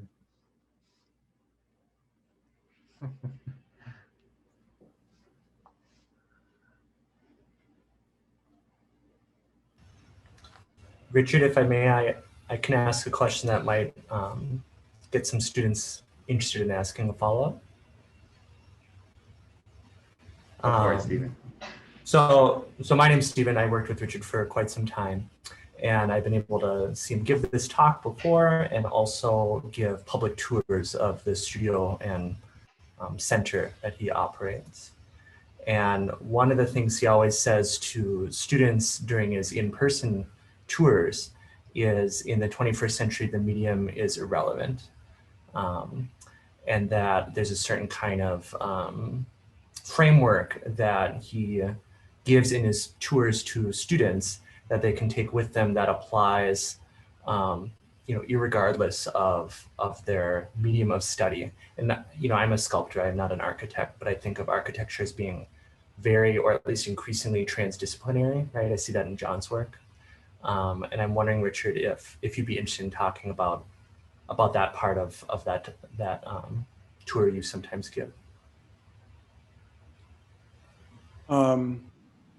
Thank you, Stephen. During the course of the last 40 years, we've had visiting emerging artist programs where that to introduce people to natural materials, because oftentimes it's the first time that they didn't get their materials shipped in from some sort of industrial mining. So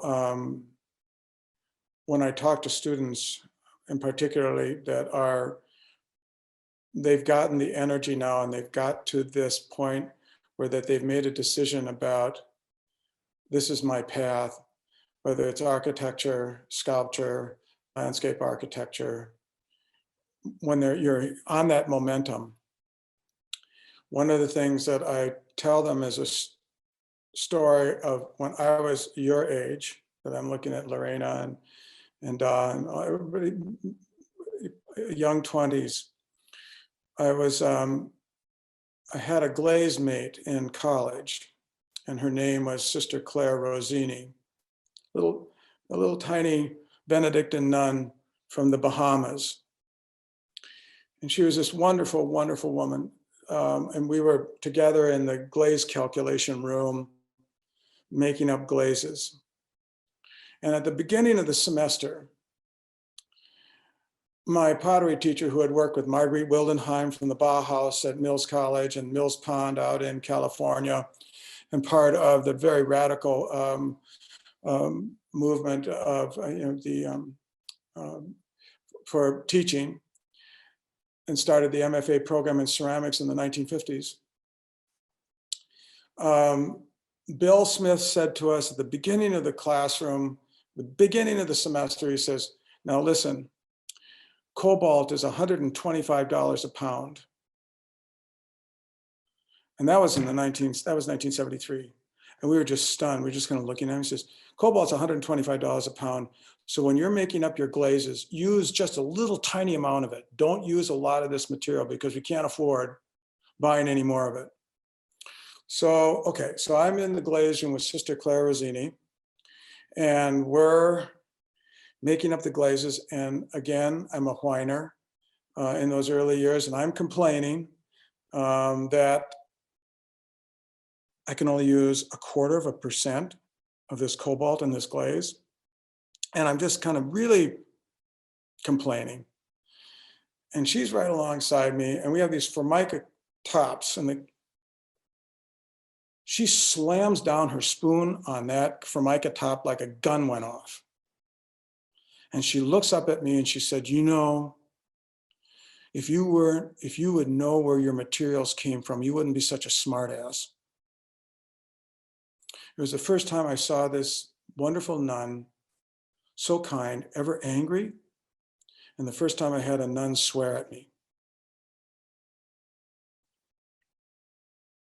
She says, do you know why that cobalt's $125 a pound? I said, no. She says, when I was a novice nun in the Bahamas, a Benedictine nun, I got sent to Rhodesia to service and care for the poor. Adam Smith, the British dictator, was running that country. The United Nations, first time the United Nations created an embargo on a country because of the brutality and the apartheid to those people that were living there. She says, my work was in the poor, servicing those miners down in those cobalt mines, mining your damn cobalt and dying in those mines. So you can complain about your little blue glaze?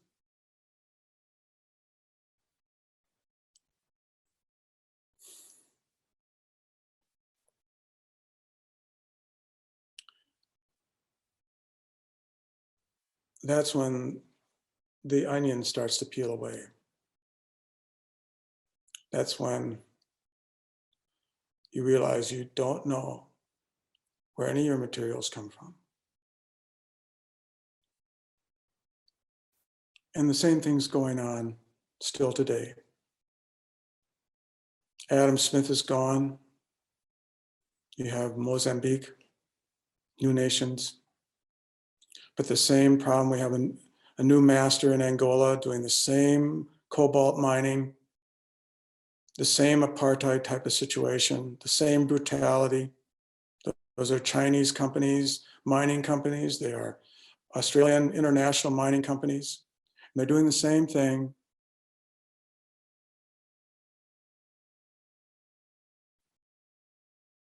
You need to know where your materials come from, who you are killing, who you are maiming, for you to be creative.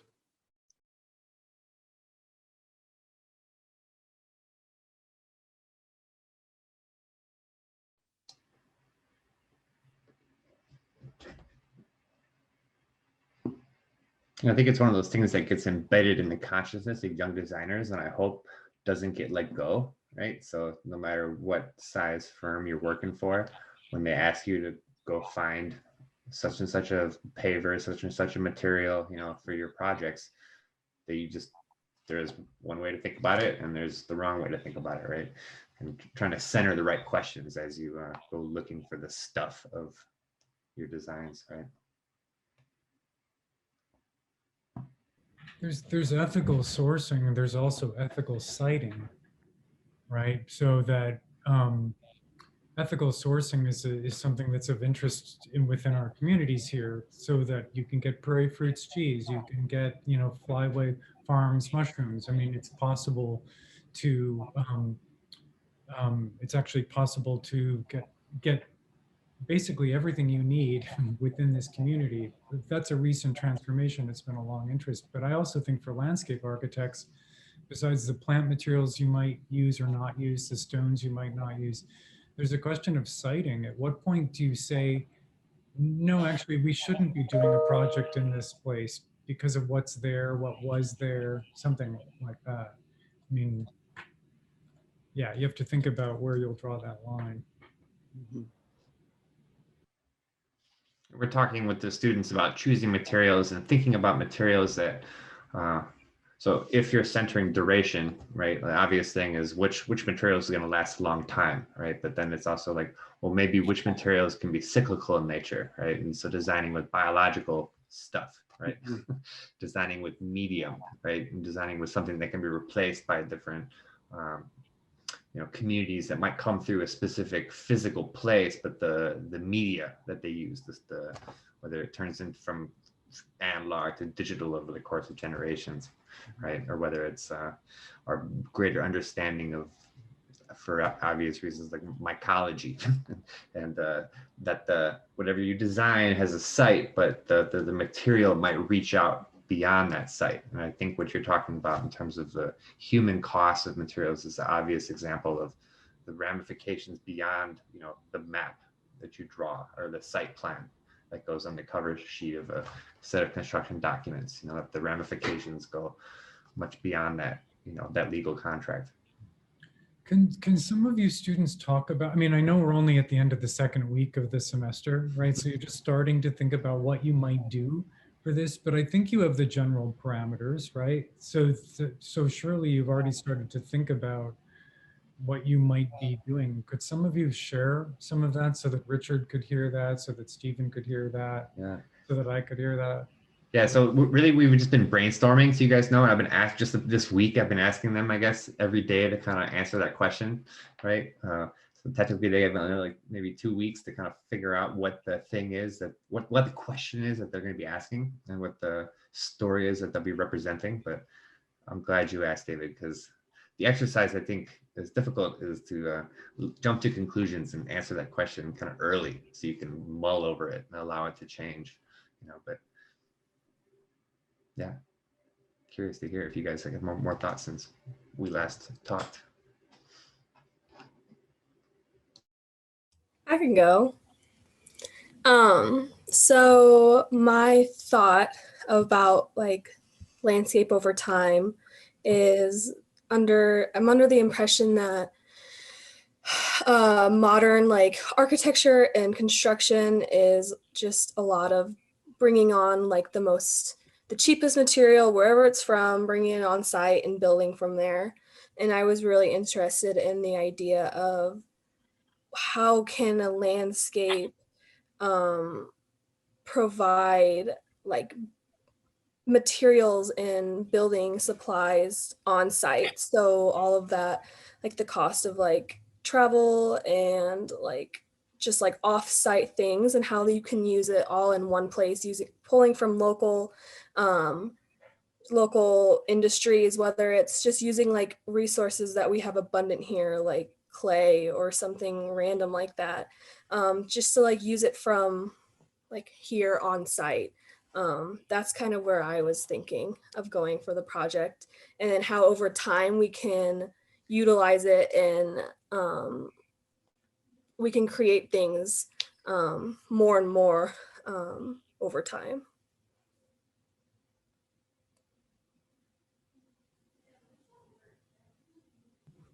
Who else? Someone else too.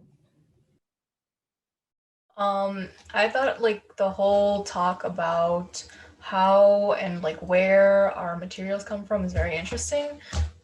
Recently I was doing my own project for a competition for a bench, and I had to think about the materiality of the bench and if it was, easy to clean because it was a bench designed for social distancing during the pandemic. So I've never really thought about materials before besides construction class, which is why I want to become more, I guess, familiar with materials and stuff. So what I looked at was like recycled aluminum, and then I looked at my community and how they use recycled plastic. And I was like, oh, okay, so this seems like a ecologically sound solution to something. But I never really thought of, the work that goes behind producing materials like that, and, what effect it could have on like workers, people. And I think that's a very interesting and important thing that you brought up. And something to keep thinking about and researching. And I was just, wondering how people would come about researching these kinds of things, and if it was easier to become aware of, like labor that goes behind getting these materials, because I don't think it's something that's easily researchable on the internet. Just seeing like, just doing a simple search of these materials, and it's just like hard to see, I think, in this day and age, even though we have the internet, all the stuff that goes behind the materials we get. One quick answer I have to that, and something I've learned over the years, and Richard has done this with me too. You can make phone calls with this also, other than searching the internet. And I found that phone calls unlock so much more than any databases, right?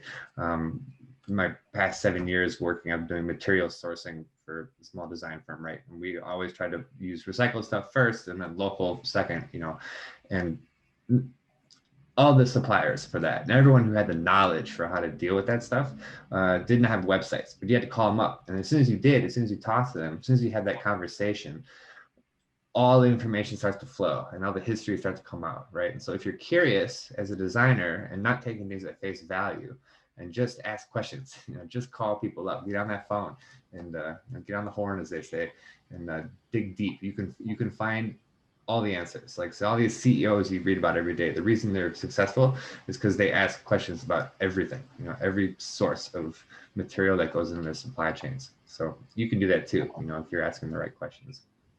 You're becoming a kind of journalist there. I mean, one of the revelations through journalism that relates to what Richard was saying about the cobalt is that the crystals that people are so interested in right now in a kind of new age culture, the idea of healing crystals and all, that virtually all of them are mined through like child labor, slavery situations, that they're so dark that the origins, and people are utterly unaware of that. But so, it's like journalists are tracking this down, but in commodification, there's so much obfuscation.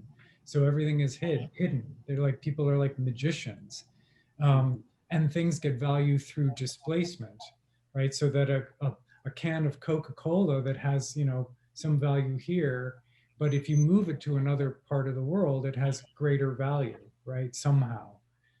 So those things don't. Yeah, and generally, if someone's paid to have a website designed for it, that's an upsell. They're adding to it. But one little anecdote I always remember, Richard says like, yeah, we got to call up. I got a friend. He's in Southern Minnesota. He makes these custom countertops. Doesn't have a website. He's a super cool guy. Come with me. Meet me. We'll drive down there. And so we go inside in this barn, and there's this huge mountain, like massive mountain of shredded paper. And we're looking at it. It's like, that's shredded money. It was just like this mountain of shredded money. And this guy figured out, like, throw the stuff in a washing machine, get it wet, and then squeeze it. And he could make countertops out of it. And so he had developed this whole operation, started with like one washing machine, eventually turned into like a bunch of washing machines, and then bigger ones, and then like tractors with augers in the front of them. And he had developed a business to make, and then he would polish it in different ways. Or, if you could see the little $100 notes in your countertop. It was awesome. And this guy's like, yeah, he's in, I don't think he's in the phone book, definitely not on the internet. And he's this mad scientist working out of his barn. Is cash an ethical material? I mean, I don't know. Going back to what Lorena was talking about there's a predecessor for you in this program, a student named Patrick Peterson, who now works for Hair Shout. And what he was trying to figure out was, if you come up with an ideal design for a park, but then you filter that through the challenge that you just mentioned, which is that you don't just go order this from wherever it might come from, but he set the challenge, what if in order to realize that design, you have to actually produce everything on the site of the park itself? So you want to make wooden picnic tables, well, you have to grow the trees first. So the question is, what's the initial cost for planting that or doing whatever you need to do to the site? And how long does it take? It was simply a practical question, but his argument was that park districts have plenty of time for that. Park districts don't need something in 3 months because they're going to be around in 50 years. So if it takes 25 years to grow everything, then for the first part, it's a beautiful forest park. Then it becomes a recreational park, right? So, but why not actually think about the different park typologies as a kind of succession, the way that we used to think about nature as having a succession model. So, I mean, that might be a way to anchor your, your thinking. I think also if the students want to look up the gentleman by the name of Patrick Doherty, part of my program at St. John's, I have an endowment. It's the only endowment in a university system. It's for environmental artists only. So in the June 1, there's going to be a selection of the first environmental artist of the St. John's Pottery. That will be in residency for a longer period of time. But we brought onto our site Patrick Doherty, and he only builds with materials at the site. So look up Patrick Doherty, and he made these beautiful leaning out of the willow that was only about 100 yards away from in a wetland area. And willow rejuvenates very quickly. And they were able to weave this beautiful place, and it was considered one of the most popular sites in Minnesota while it was up for tourist attractions. They actually had to put signs out at St. John's so that people were walking across the highway all the time. And little children you would see grandparents holding these little children. They would just dash for this beautiful space that he constructed with about 80 people. And it was wonderful, and it was up for 4 or 5 years. And then the fire chief decided it was a fire hazard, and then they burned it to the ground. These guys have very little humor in their life, but They need a little more fire in their lives. well, yeah, like They to fire things up, maybe. yeah. So check out Patrick Doherty, because he also comes from an ecological perspective as a maker. So they're a wonderful ecological person. And but the person that John Clark was talking about was Stan Shetka, and he was the inventor of Shetka stone. And he did start with his grandmother's Maytag washing machine, and he could pulp up any cellulose system, short fiber cellulose to long fiber cellulose, and create anything. So the young lady who was designing the table or the bench that would be for a distance and for it to be able to sterilize, he designed benches that he would put in high schools. And if the kids beat them up, they could just put the whole bench right back in the pulper and pulp it up. So those benches were 200-year-old, could be 200-year-old cellulose storage units, completely recyclable into a new form by the nature of its mold.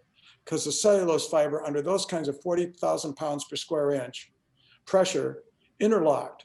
And the greatest thing about this invention that he did is that all of you know, when you're looking at a beautiful shiny book that's got beautiful print material on it, they use 23% kaolin on the surface of the paper in order to do the photograph, whether it's an advertising or a magazine or a book. That's the hardest material to recycle because it's 23% kaolin clay. That's what they make porcelain out of, is kaolin.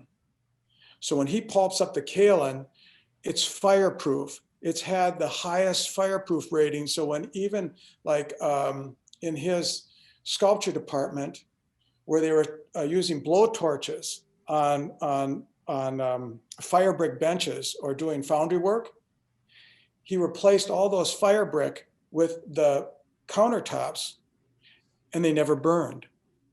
And they lasted 3 times longer.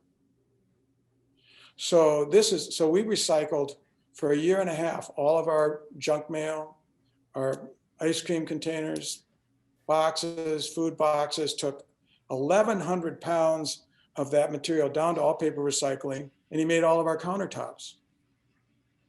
They're beautiful. So those people you will never hear about on the internet. They've been blocked out. They're not part of fake news.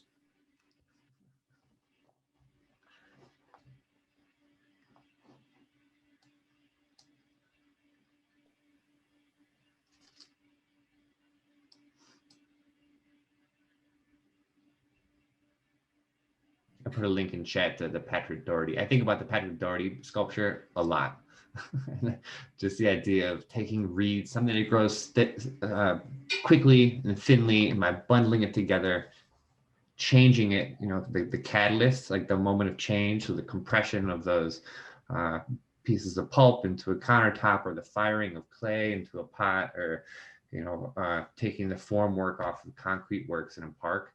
Like there's that moment of change, you know, where you're just taking something that was there before and forever, you know, at that point, then you watch, you look, and you see how people interact with it, right? And I think that's kind of part of, you know, that's a big part of what I want asking you guys to do. It's not just to design a thing, but it's to design a thing and then look and, you know, see how it impacts the people and kind of narrate that story in a sense, kind of being a proactive scientist.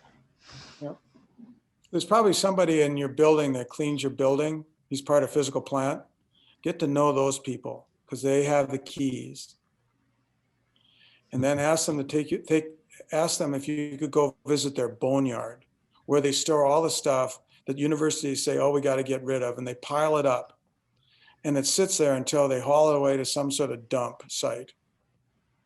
Every university's got them.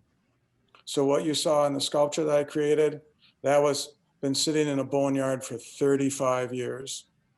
So if you want to have an opportunity to find resources, the person who's cleaning your building is going to know where everything's at. And the windows behind you, those are from the church, right? Mm-hmm. I'm adding a couple of things to the chat here. One is the thesis project for Chris Carl from our program, who was all about, I mean, he was an artist, but unlike Patrick Doherty, who's a huge deal, by the way. That's really impressive that, I mean, he's like up there in the Andy Goldsworthy realm. Yeah. So that's really quite amazing. Which is a film that Richard gives all of his students, and we should watch that. Yeah. Oh, The Rivers and Tides. Yeah. Yeah. Okay. So, but Chris Carl came to us as an artist, but he kind of wanted to get into the area of landscape making, but again, using local materials. So the second link that I just put in there is for Park Lake down in St. Louis. The Pulitzer Art Foundation bought an empty lot across from them, and they commissioned him to make a park. And it's entirely made with things that they dug up on the site, like archaeological findings and things. It's about manipulating the site. There are some things that got drug into the site from other places, but I'll put in one more link for him. He is part of the Granite City Art and Design District down in Granite City, Illinois, and has very, very interesting practices. So, can we hear from at least one other person about what you're thinking about doing?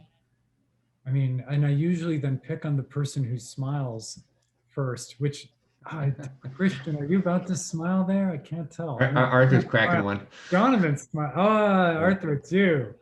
Where are you? What are you thinking? What are you working on? Sophia's got her mic on. She wins there. Oh, Sophia. Yeah. I think Christian I think we kind of have similar ideas in terms of kind of the material we have in mind of using. My concept that I want to work with is climate change, but I'm still working on narrowing it down since it is a broad kind of subject. But I'm thinking of working with like global warming and how it causes like dramatic weather changes. So the material in mind that I wanted to create this landscape out of was like using different colors and light.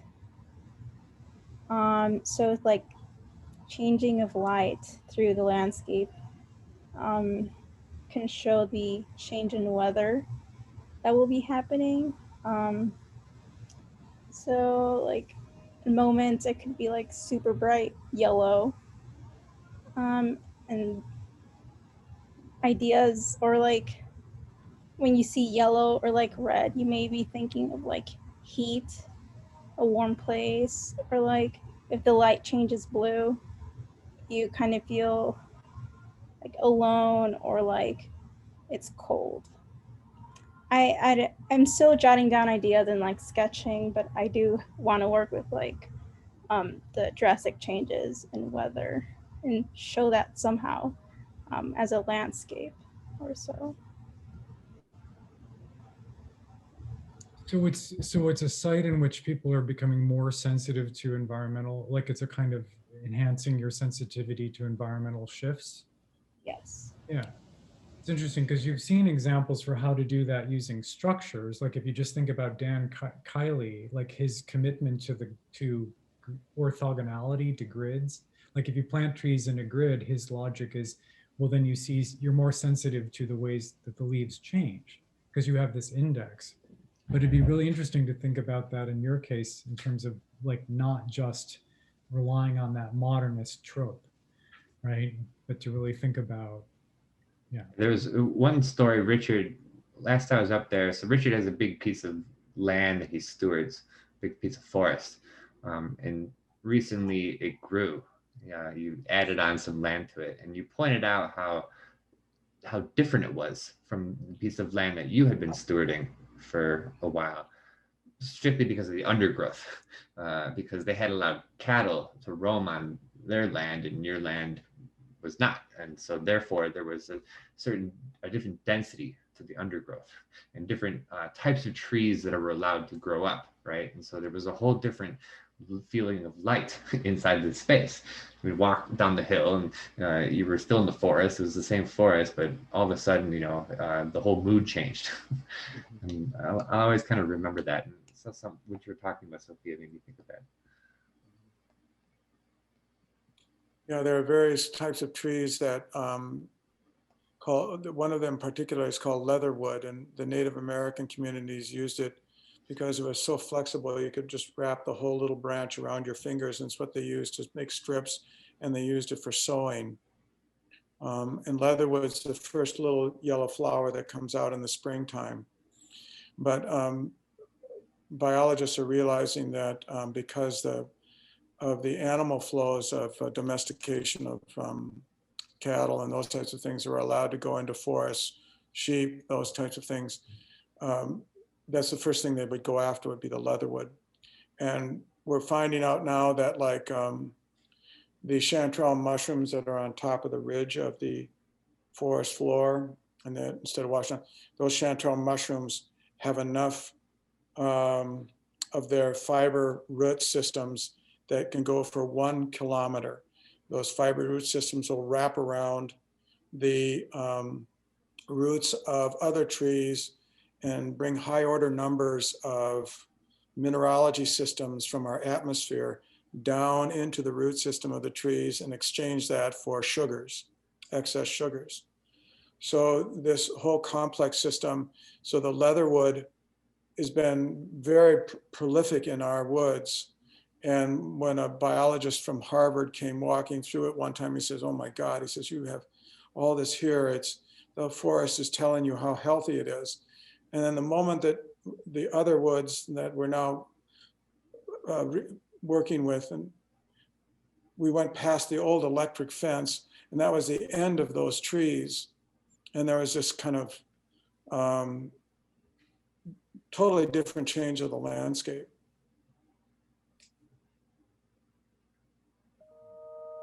And Dawn has shown a painting last week. I forget the artist's name offhand, but it was kind of a hazy, like almost glitched, impressionistic image, and she was really struck by it. And so my immediate thought was, okay, that's atmosphere, that's humidity, that's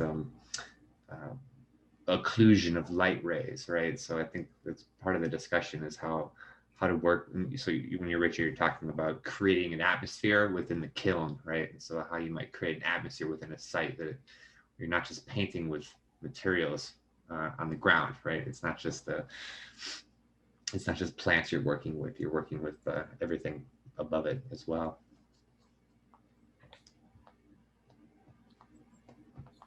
Arthur, do you want to jump in there since you were smiling before with?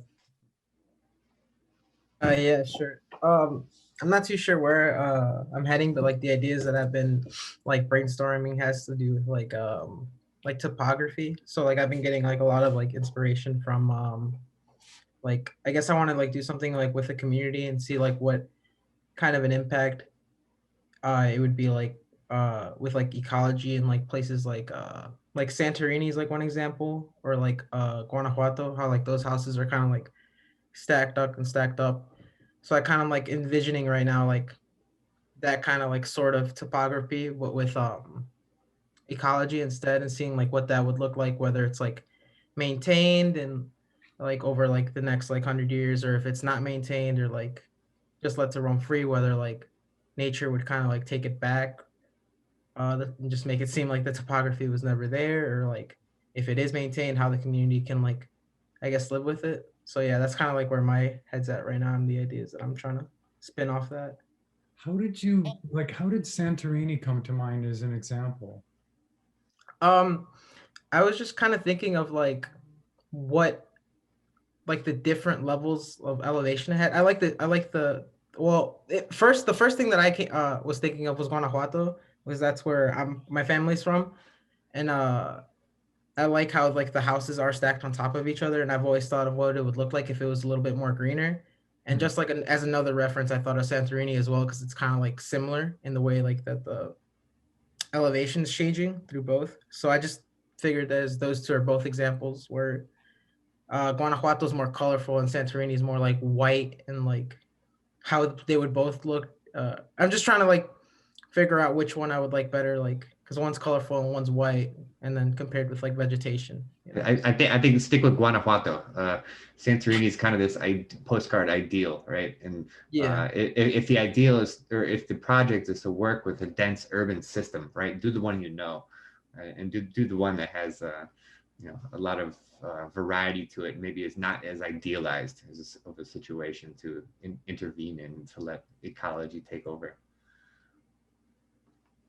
I put in there, it's interesting that you mentioned topography. The last link that I put into chat is Santiago X.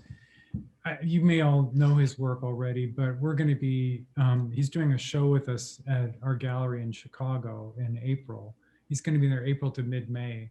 And his work is just really quite amazing, because he's connecting with native land forming practices, right? Earth building practices, land shaping practices, or figural work that he says really haven't been reenacted, re-engaged with as part of his larger project. So we're interested in it for the landscape component, especially, but he definitely has a resonant approach. On the Santorini front, part of why I ask is because a friend who's from Santorini, that's where he grew up, in trying to figure out what he could contribute to the community there, he got the idea to parlay, like they have great honey there, they have great herbs there, they have, they do have, it's a very dry place, but they have water there. So he got an idea to create a new industry. So it's something other than the tourism industry, but it's to create a beer. And it's called Vulcan beer or volcano beer. And so the logic of this is that it's 100% made there. All of the labor that goes into it is there. And then so he pays people, they profit there, but anything that's beyond that for profit goes to direct relief of the Greek national debt. So that he's just helping to pay down the national debt with that money. But it's really interesting to see this product come about and then start circulating in the world. And he's super proud of it. But like he says, you drink this beer and it is not a beer that you could have from you couldn't make it anywhere else, right? Because the honey is specific there. The herbs are specific. Anyhow. He would encourage you to go with Santorini, but you go, you go,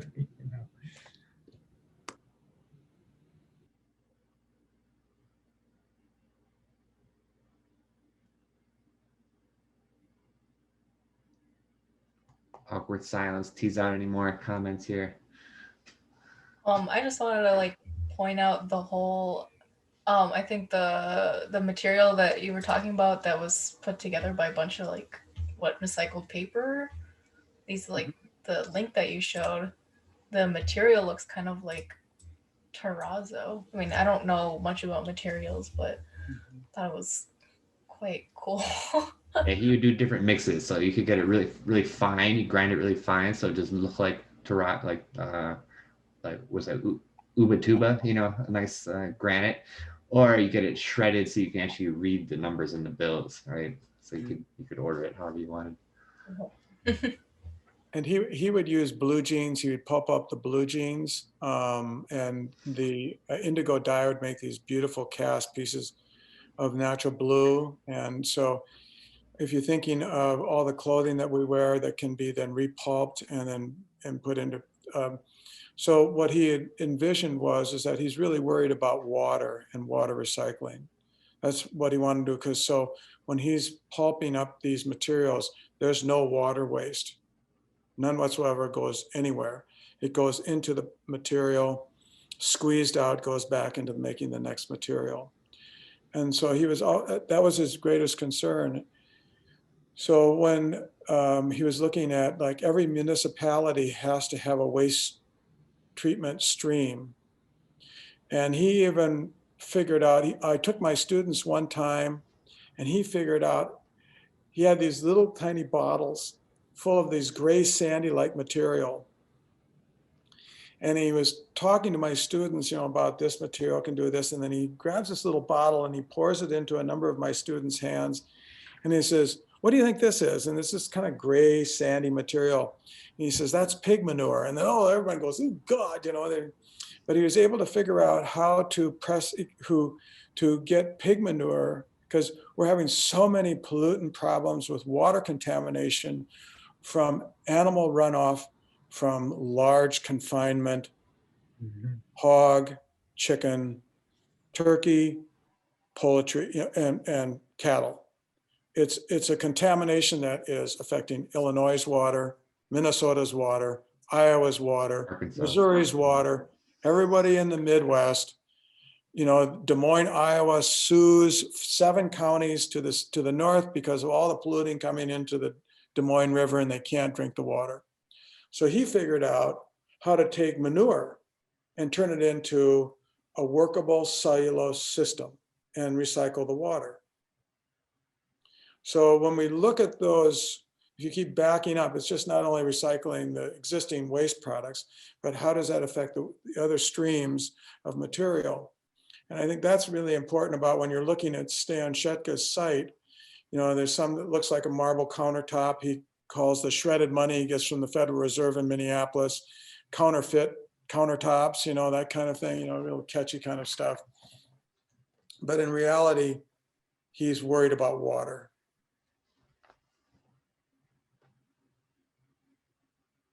So, yep.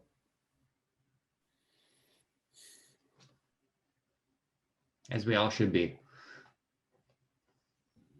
It's amazing, and for many reasons, but in part because it's a good example of how someone in their domestic kind of, you know, realm, not in a corporate laboratory context, has come up with a material that's doing what the corporate world has been fantasizing about, which is creating a material that can be given one form and then can be reformed into another form. I mean, we keep hearing about like these attempts to make some material that you can shape into a teapot.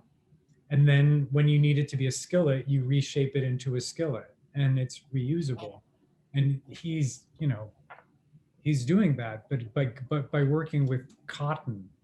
I mean, it's so unexpected, like from that corporate perspective, corporate chemistry perspective, plastics. Yeah. I think it goes into the aesthetics of what we design too. Like when we were doing cast metals for furnitures, most of our cast aluminums were recycled, and that's what we used. But it wasn't like iPhone gorgeous, pure materials, right? It had a certain kind of roughness to it, and so part of it is the way you finish, right? And what is desire for beauty, and what is culturally, you know, kind of the norm. I think the story about the porcelain rooms, Richard, I mean, I'm always going to have that image of these people like, get me a porcelain room. You know, I read that porcelain saves you. Like, this is the next logical thing. We need a porcelain room. You know, that's like so human, right? Like, nuclear bombs keep us safe. Get me 1,000 nuclear bombs. You know, I need these. You know, yoga keep, you know, we get obsessive about things and we kind of run them to their illogical conclusions. And the porcelain room, I think, is a great kind of nutshell of human history and human psychology.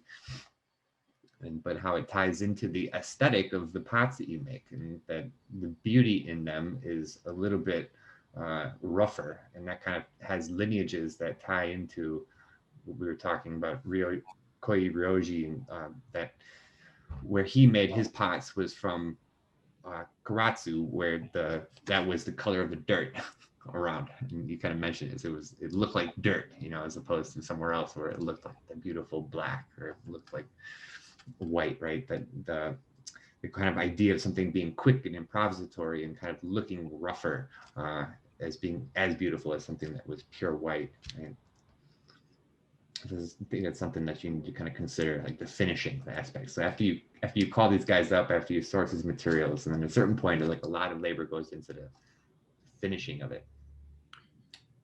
Richard, you mentioned earlier being in Japan and saying something, and then, you know, there's the conundrum of maybe something is, you didn't say it quite correctly and it was misunderstood, or what you were intending and all. Mm-hmm. In terms of your work and in terms of the lessons that you learned in Japan, is there something that didn't translate back? I mean, are there some aspects of that are not translatable to this other context? Yes, there are. One of the things is that if we look at the nature of ceramic history in America, there's always this great story that my grandmother told me, that her family, when they came over the boat in the 1700s, you know, and settled fought in the Revolutionary War and walked the Cumberland Gap and all of this stuff. When they came over on the boat, they held on to their porcelain dishes on their lap, because it was the most expensive item that they possessed, was these rare porcelain dishes, and they're bringing them to the new country. And then in the 1950s and 60s, there was a program called The Newlyweds with Jackie Gleason, and it was a comedy program of two couples, you know, in black and white television.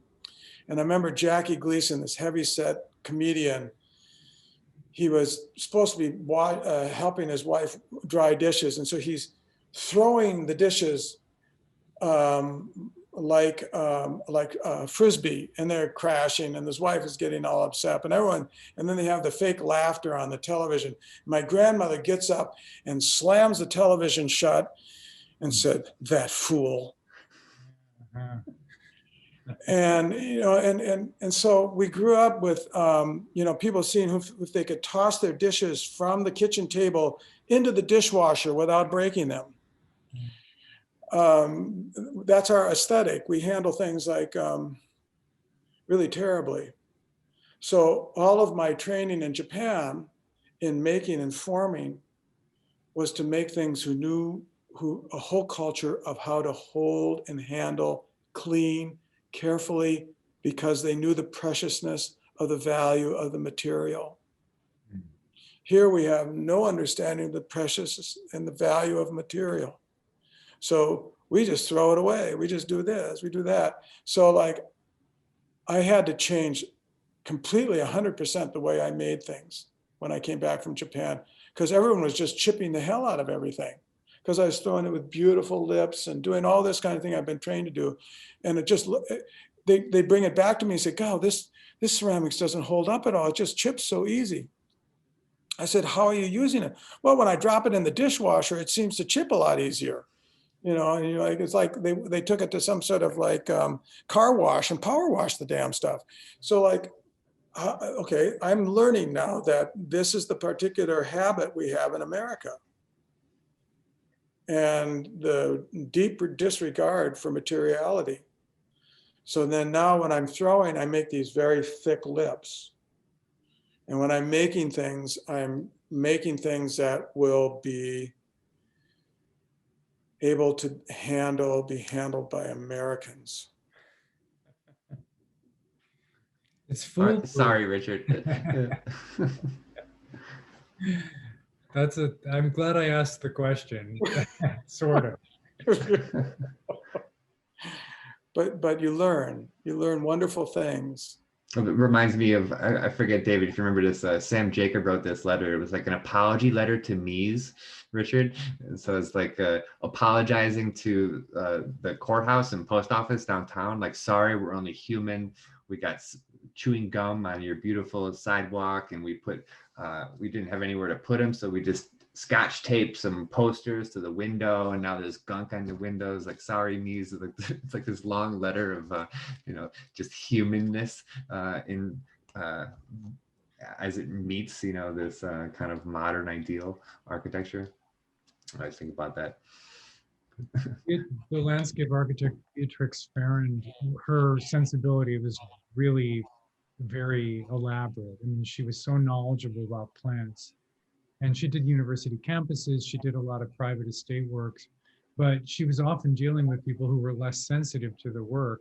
And so if something's growing and it needs to be pruned in a certain way, but the person pruning it doesn't know that, so like they cut off all the lower branches, what do you do?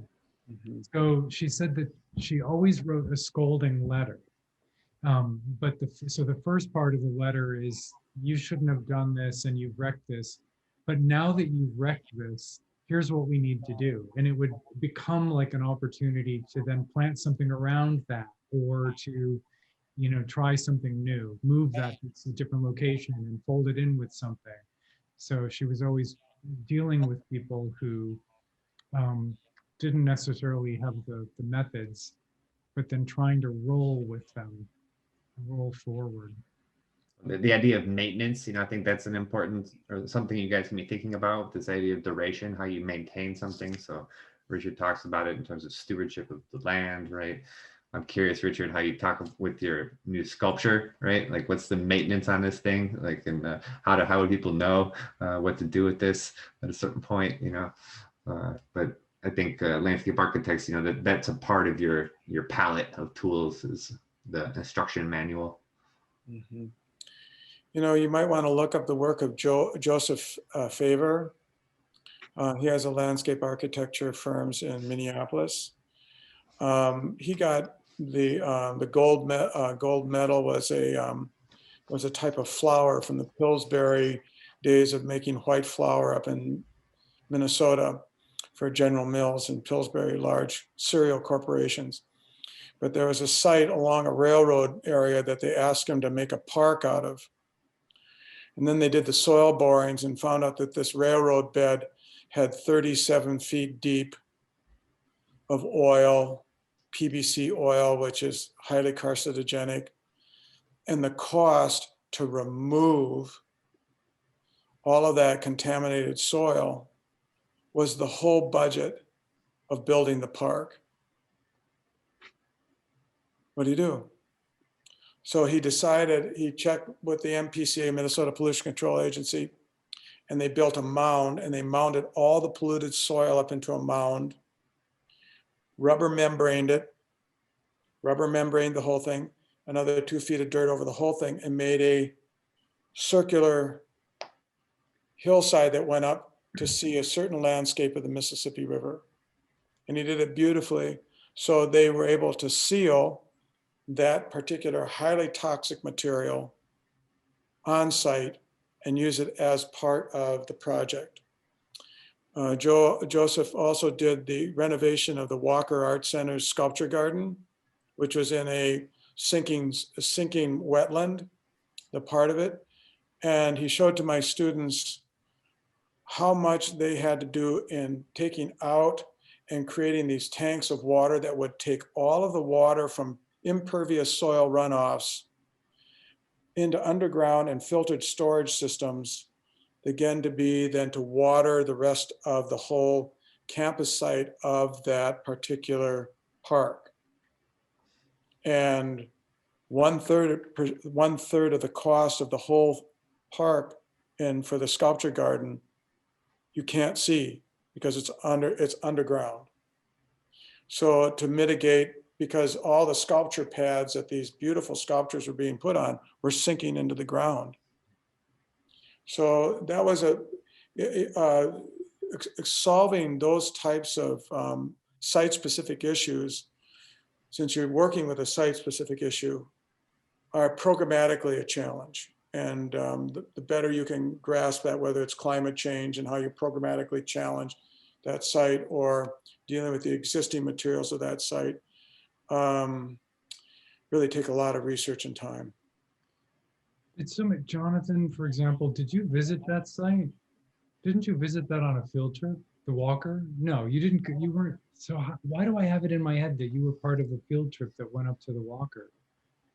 No, never mind. Okay, forget it. This is where it must have been the year before you, with Stephen Sears. No, you didn't go. Okay. Let's do an LA trip up to Minnesota. Well, Stephen, I mean, we didn't obviously do a field trip this year, and the field trip for sophomores was canceled last year because of COVID. But normally, there is a field trip, and there was a joint one that went up. Yeah, I think Jonathan and I went to see the Walker Art Museum in Minnesota when we went up there with Connor.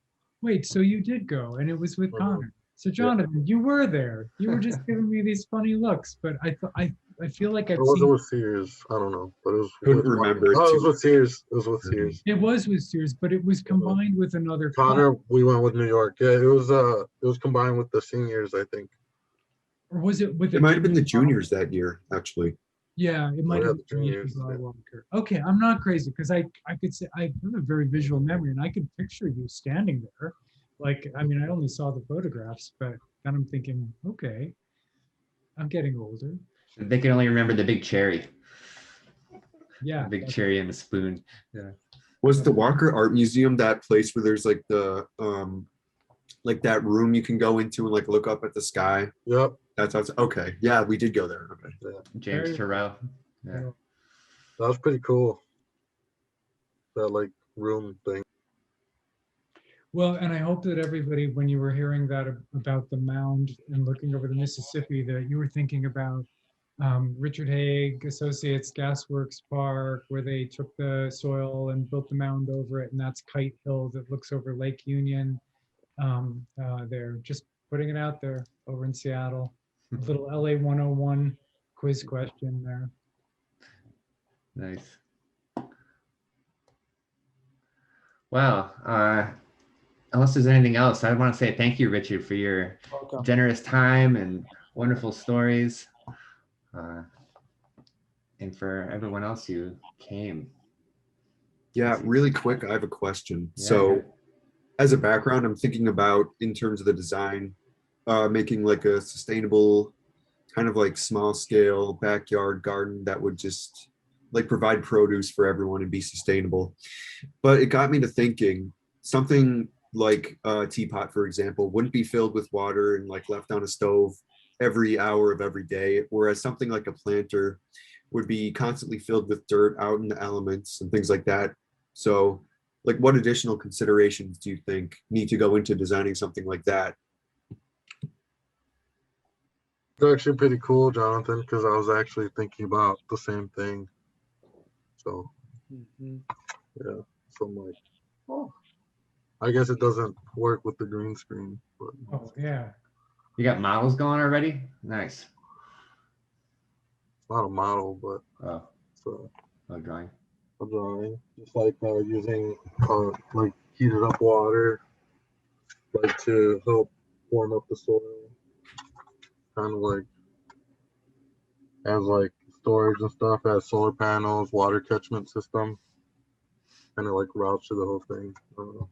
Well, Jonathan, one thing I love about your question is how you're asking, you design one thing and it's used some parts of the day, and then the rest of the day it does something different, right? So a teapot, gets used during maybe the ceremony of making tea, and then the rest of the time it's sitting on a shelf, right? Or a planter is used during growing season, but the rest of the time it's maybe empty, right? I think those are pretty interesting questions to think about. Jonathan, why don't you take a look at Carl Unisch, Unnasch. Carl is a Dartmouth graduate from sculpture, and he's down in the Lanesboro, Winona, Minnesota area. He bought a little town of about 3 buildings over by in Olmsted County.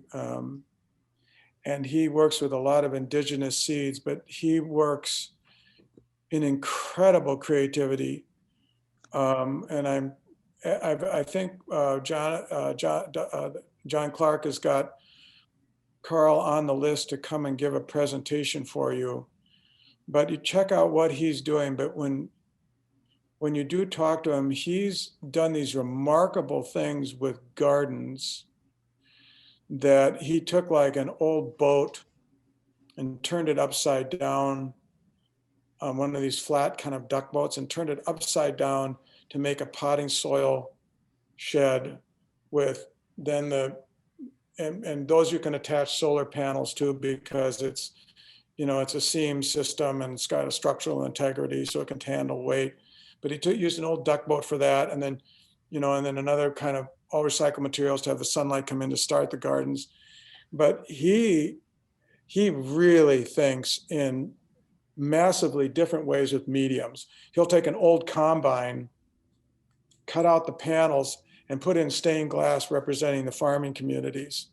So it's this glowing metal framework piece that's now the front and center entrance to one of these small towns in Wisconsin. He just finished a project in Oklahoma, in a sculpture garden in Oklahoma, where he took a cabin, a dismantled 18th century log cabin that he found that was for sale in the back of an old antique gallery, brought it onto his own site, reset it up, and it was just like putting a puzzle together. Then when he reassembled it on that site in Oklahoma, he had all LED light in between it that would go with the changes of the setting of the sun. So, and the roof is made out of taking someone's waste t-shirts. He would just go to Savers and get t-shirts and soak them in as a polymer material and make flat t-shirt shingles that he went and then covered. So when you go into this sculpture of this old cabin, the whole roof glows in color. The seams between the ancient hand-hewn beams, they're glowing in color with fluctuating LED light and movement of light in between the seasons. It's really a phenomenal piece of sculpture. But he's very, very diverse in materials. And he would be, Jonathan, he'd be really worth checking out because he's going, oh God, I never thought about it that way. And his soil, he has sunflowers growing 14 feet in the air. And it's amazing things what he does. So check out Carl. And all these links that Richard is mentioning, I've got them written down. We can buzz through some images on Monday when we meet. Yeah. Jonathan, I hear too in that question, a question about like lifespan or like durability, like, a teapot holds water for a small amount of time, whereas a pot for planting might hold moisture for a long time. And so, you can turn to the expertise of people who have worked with these kinds of materials for a long time. You can also unquestioningly just buy into the experts who say, well, this is what you use. But the other thing is you can experiment and just get comfortable with the fact that sometimes it's going to work and sometimes it isn't. But the reward for that last approach is that you get to discover properties that other people didn't care about. So suddenly you see that the way something falls apart or how something grows on something is unexpected to you. But then it's literally like it's magic. So I always encourage material research when I teach a design class, because it's like when you hold it in your hands, you actually get to perceive qualities that actually aren't going to be evident to you otherwise. And then you get to work with those. So that's another thing. Just try it. If it comes into your head, try it. And it might fail, but it might fail in a super beautiful way that takes you to something else. Right? So be open to the way in which it veers to the left or the veers to the right. So